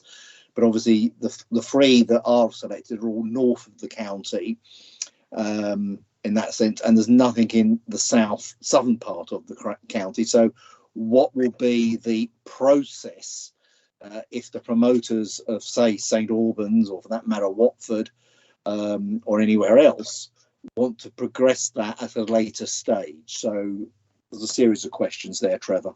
Yes, thank you. On the first bit, so the action plan, we've renamed it the outline plan, which is a document that in the paper, partly because there was some confusion with the working groups, with the implication the action was the final plan, and that was it. Very much want to stress that the outline plan, is a set of measures that we know about, some new ones there, but there was certainly on behaviour change type of measures we would need to do public engagement to really get further schemes on that, because it's crucial we get the full buy-in to those from the local community. So we've renamed the action plan the outline plan, and say that at the next stage there'll be further refinements to that. I assume a lot of the schemes will be in there, particularly we need to add in further behaviour change schemes. In terms of the other bids, after the December panel meeting, we contacted all the other 6 submitters, offered to have conversations with those. We did not everyone respond to that, but those who did respond saying they'd like to do that, we did have a meeting with them and just discussed the process, which was similar to comment earlier that we will review the process as we go along. If schemes, tick towns drop out, there may be opportunities, and obviously we'd hope to have further rounds of the Standard Travel Town programme in the future. If you know it in the paper, I would recommend at the moment we don't add more towns at the moment, just because of staff resources, and we're still refining the process. But we would talk to those then, so there were all of them, but we did respond to those there. And obviously as we go through this panel and next few meetings where we know what's happening with Stevenage, Letchworth and Royston, we can review the situation, and if there is opportunity to move forward with new ones. The initial point would get to go back to the 6 who were unsuccessful in the first round and see where they were. Although just so where Town Council actually asked for their bid to be withdrawn from the process. So actually there's one less that they actually wanted to draw it, but in the first instance we'd go back to the other 5 and discuss that, and then we'd have to discuss about whether there's possibilities of widening it out to new rounds or not, but that's a later discussion. Have I answered all your questions? I thought there was a third one now. I think you have answered them all, actually. Yeah. Thank you. Yeah. Thank you, Trevor. Thank you. I think we can move to vote on the recommendations, of which there are 3. Thank you very much.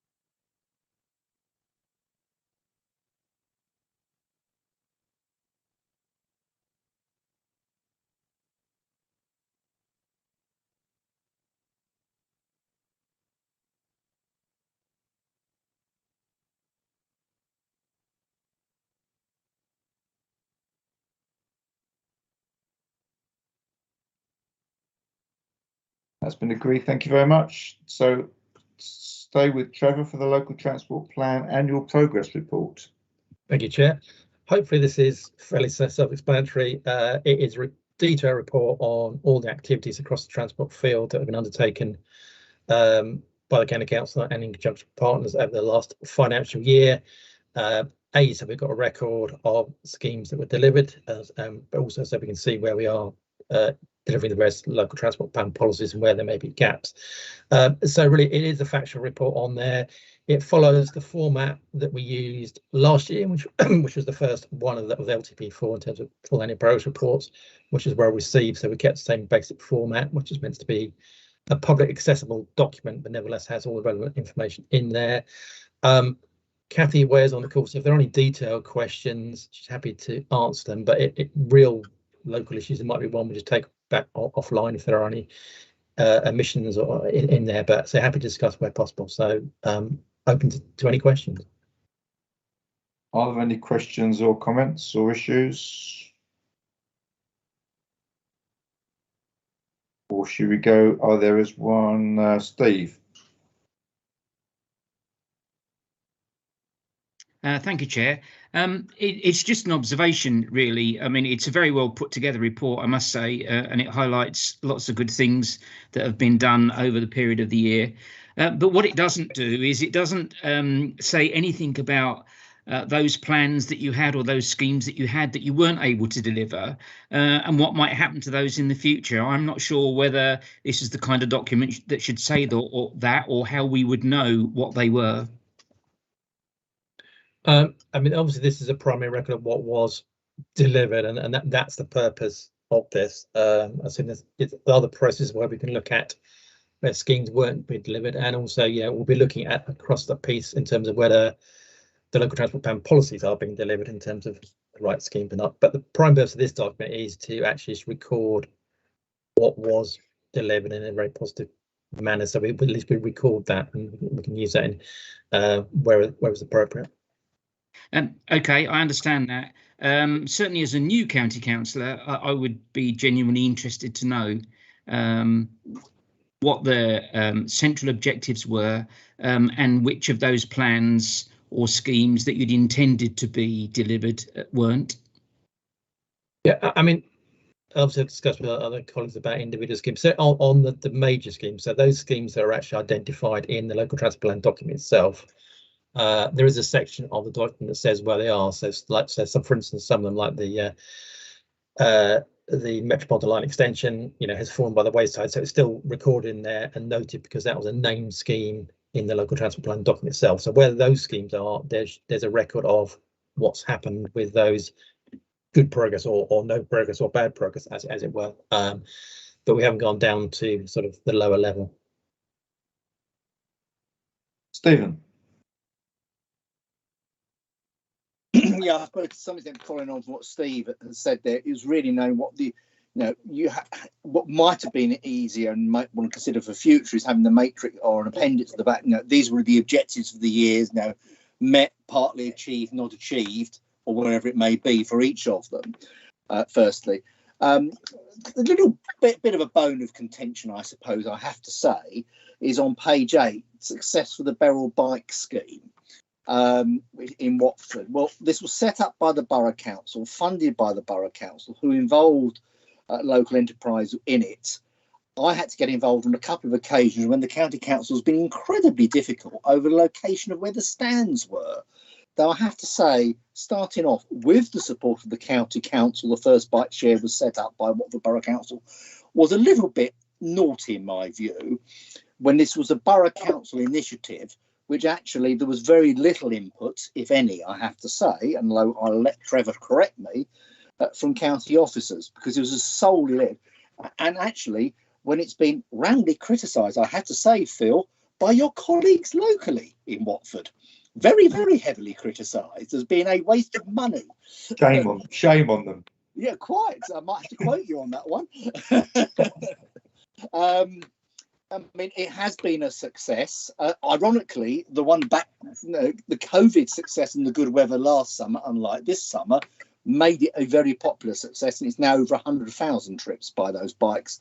And I know more locations are being rolled out, including e-bikes. Which I don't think actually e-bikes were rolled out as part. Yeah, you have got 25 e-bikes in that one.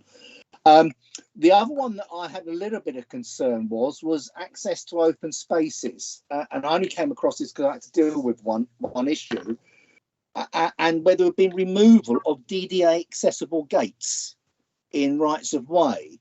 Now that did concern me, and the answer I got from officers, and I appreciate I might want to take this offline, was it wasn't being used, therefore we removed it. That hardly makes it accessible. It's like saying, all right, that alleyway and that footpath only has X number of people using it, therefore we'll close it. That does not seem the right approach. And it's taken me 9 months to get an entrance to a right of way improved. Work starts this week. Unfortunately, it started raining today, so no doubt it won't have done any works today. I appreciate there is now a commitment to additional investment, but there is some issues, I have to say, about the rights of way accessibility, particularly when you're adjacent to urban areas into those rights of way, and the countryside management team is what I would say on that one. Let me just scroll down to the next point I was going to make. And as usual, someone's tried to ring me. No doubt trying to sell me something. I think you've got some good examples here in this report of the subways. Now, the Sustainable Travel Town, I suppose, is that information now really only because it was last year? Because it says about Stevenage. Should we not have included it? That's now being progressed to the next level within this report, or is it because it's it's a bit more historic on that? And yeah, the parking review one. Well, of course, parking is the responsibility of the local authorities. I appreciate it's in this. I don't know, and I like it, the fact you have included it in this, but should we not be including other local councils that have also progressed controlled parking zones? Because you've mentioned in here Watford, Stevenage, and I have to say, you've missed out Three Rivers, which also introduced one. Okay. The last one we missed out 3 Rivers, and that's part of the reason for bringing it to members' attention, that we had made omissions. Then we're happy to rectify that, so we'll pick up that last one about 3 Rivers. It's a minor detail, you can correct it in future, but I mean, I don't know, there may be others you have or haven't missed. I appreciate that, but it's just my point. Okay. And what we're trying obviously to try and collate everything across a wide range of delivery teams, both in the county but also with district and borough and other colleagues. So if you have missed anything, I'm happy to add that in. I think some of the other points I just going to have to note, because they're not my schemes as such, and we just collected that, so I'm happy to go back and just check on some of the wording, especially the rights of way one. The sustainable travel one, it is always a grey area because yes, this is technically a report on what happened in the financial year 2020/21, and therefore the cut-off date is 31st of March. There's always a grey area where significant things have happened since then. Should we include it, as it doesn't come to Pownton now? So Yes, we're probably on Steam Sustainable Travel Town, given the last item. We'll probably update that on there, but say it's always a bit of a grey area where we ruthlessly keep the 31st of March cut-off date, or whether we update bits, and so we'll play it by ear on that. But so the other bits and pieces, I think I'm just going for today, I'm just going to have to note and take away, because they're not my schemes. I haven't got the details to hand to give a proper answer to those. Thank you. I've got no more hands, so can we go to the votes on the recommendation at 3.1, please?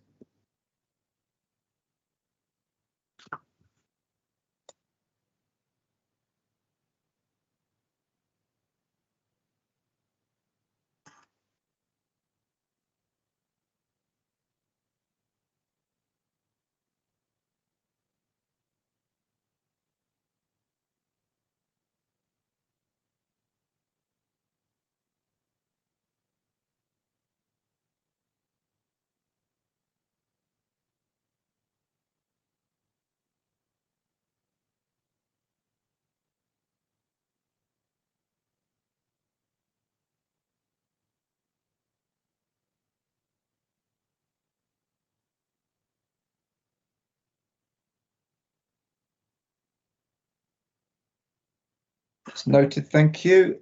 So, well, almost finally, we go on to item 10 again. Trevor? Yes, thank you, Chair, again. Decarbonisation of our transport. That's what, yeah, thank you. So this, at this stage, is an information report. So exactly 2 months ago, Department of Transport published their decarbonising transport plan, which is quite a substantial document, over 200 pages, and a whole series of supporting documents, which sets out their plan for climate change in relation to transport, i.e. decarbonising transport. It has significant implications for highway transport authorities such as ourselves in terms of a lot of the actions. You know, there's a clear expectation that it will be delivered at a local level, and obviously it does apply to many to roads, particularly in this county, in terms of the level of emissions. So it will have implications for our actions, but also there is a clear indication in the Department of Transport documents that future transport funding to local authorities will be partly based on how they set out decarbonising transport within the local transport plans. So we need to review that. So at this stage, we're just reporting that the document is out. And then there will be implications for the County Council, but we'll come back in the future to sort of go in more detail on what potential plans might be around that. We are still waiting. There are a number of documents that are still promised by the government to support this process, including national guidance on EV electric vehicle infrastructure provision, but also an overall guide to local authorities about decarbonising transport. So we need to await those for further detail. But we are working up a potential area of gaps there might be in our sort of current policies and actions around decarbonising transport that we may have to look at, and so we'll bring that to a further panel meeting. So at the moment, is bringing your attention to this, but highlighting there will be implications for this that we'll need to discuss at future panel meetings.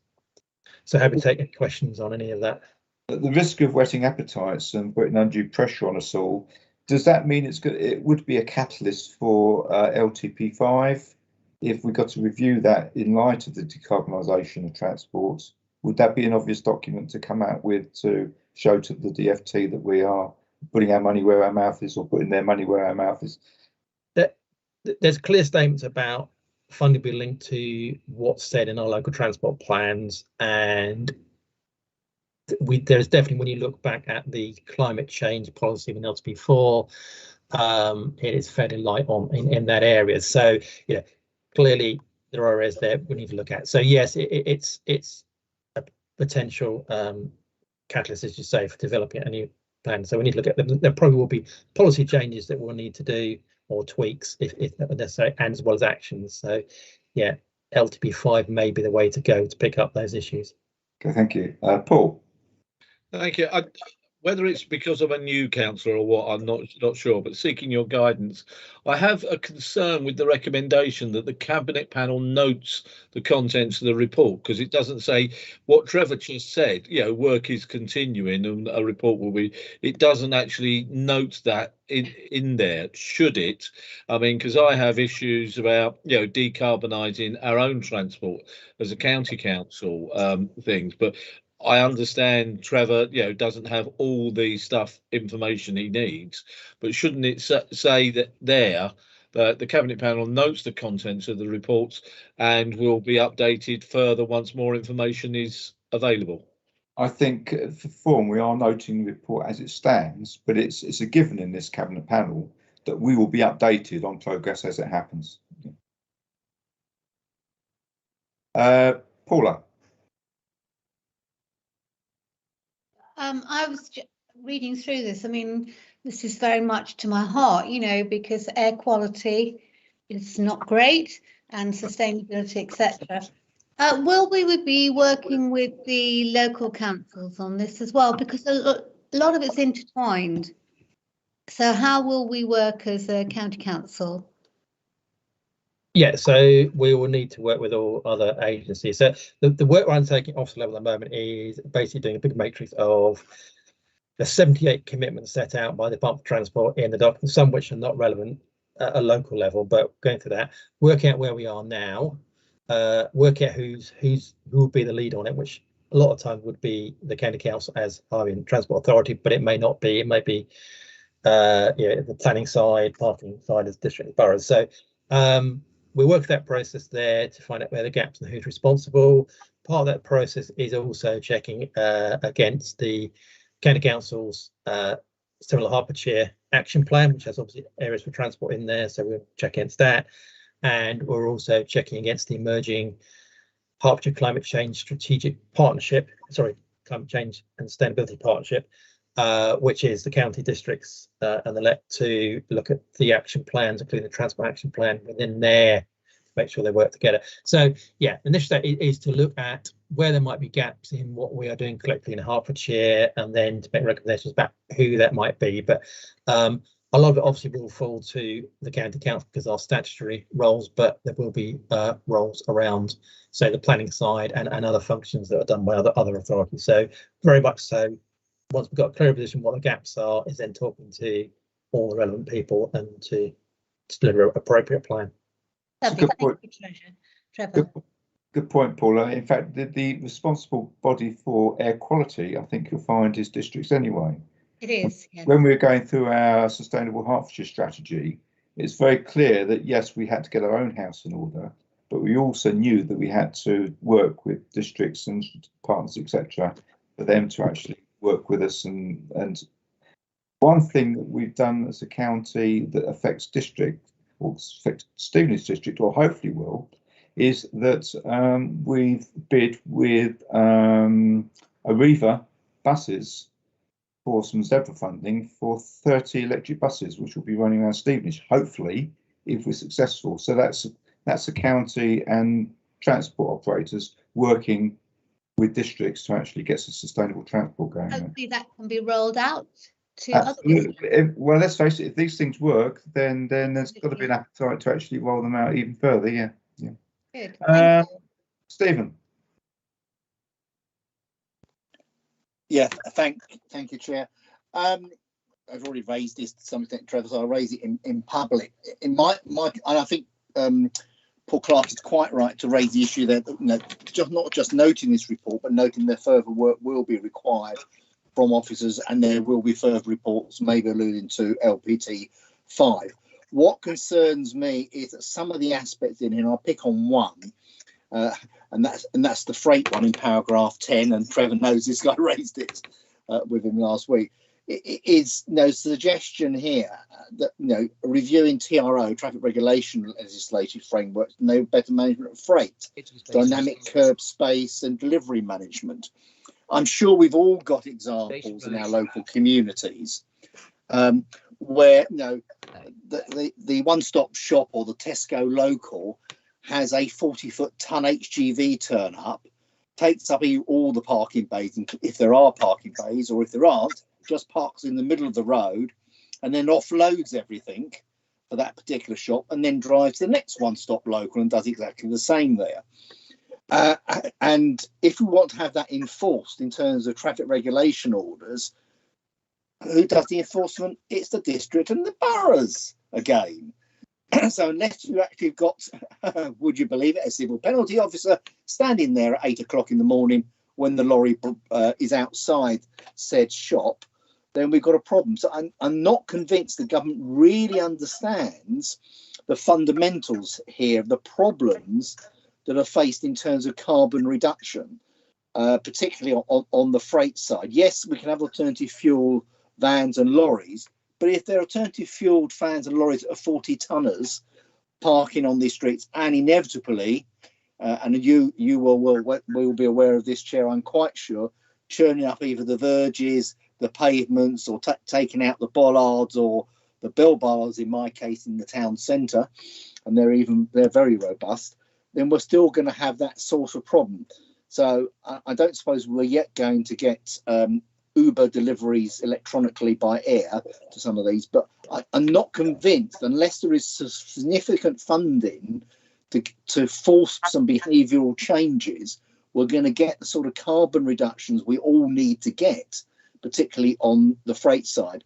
And I understand the phrase that was referred to as motor vehicles earlier on, which I did refer to in the briefing, refers to all vehicles, not just motor vehicles, because someone reading this report, where it says 90% come from motor vehicles, might assume it's cars, but I assume from paragraph 6.1, it refers to all forms of motorised engines. And of course, subsequently, we should see some reductions of that with the move to banning diesels and pure petrol engine vehicles by 2030, and of course the continuing move to hybrids and obviously EV vehicles. But no, I'm not sure what the process is going to be, and I don't think Trevor was last week when I spoke to him.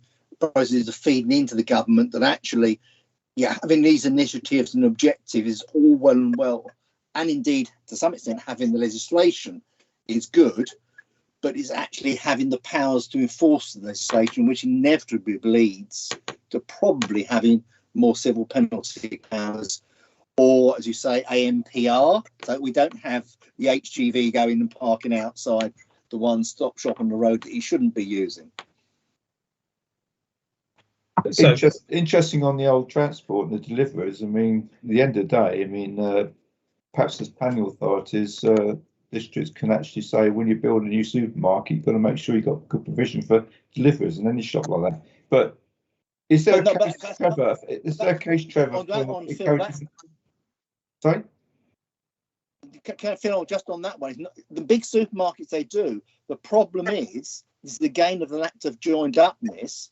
With the change of planning legislation, you could have a retail unit that's being converted that does not require to have any planning permission under permitted developments, and therefore we can have a local shop converted to a mini supermarket with no planning controls whatsoever. Therefore, we couldn't even control the delivery times.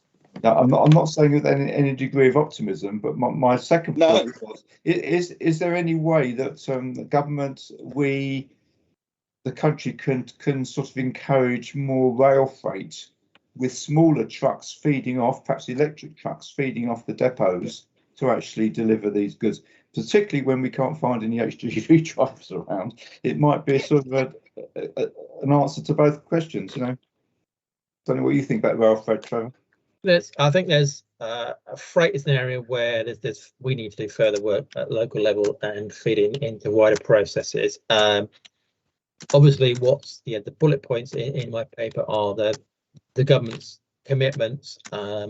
There's no detail precisely how all of these will be met. So the process that we'll undertake is we'll go through them all and see where there are issues, and some of the practical issues that have just been mentioned will obviously be flagged up, and then we'll see whether they are just across the board for all the bullet points, whether they are local issues or whether you're talking to other authorities where it is actually a wider picture, and whether we can just make change ourselves or whether we need to make approaches to government about wider support that they can give in areas. But that's some of the detail we need to work through as we sort of work up a decarbonising transport plan on that.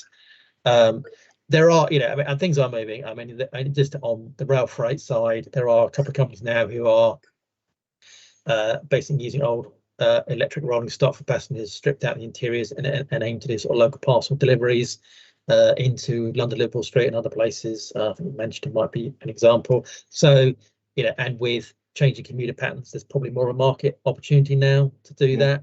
But so, we obviously need to be aware of what we're doing. What is happening out there in the wider world, what the opportunities might mean. And at the moment, it's quite a sort of moving position. So we just need to keep aware of what's going on, what the opportunities are.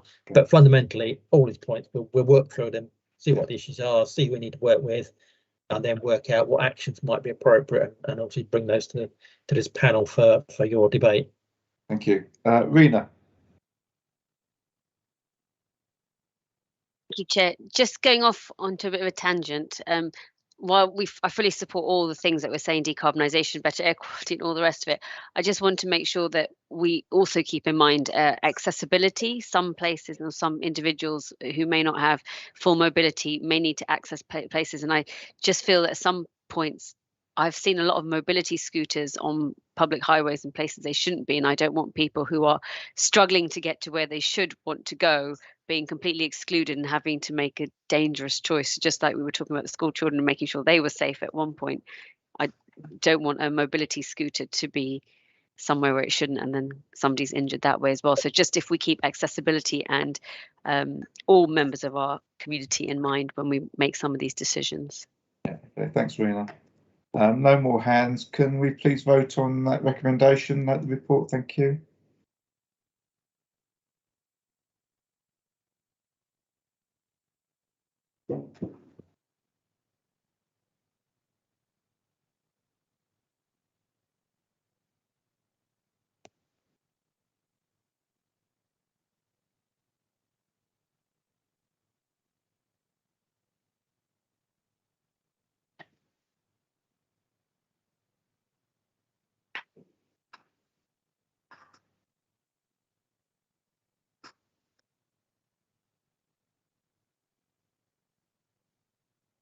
Okay, that's noted. Thank you. Item 11, any other part 1 business, which there is none.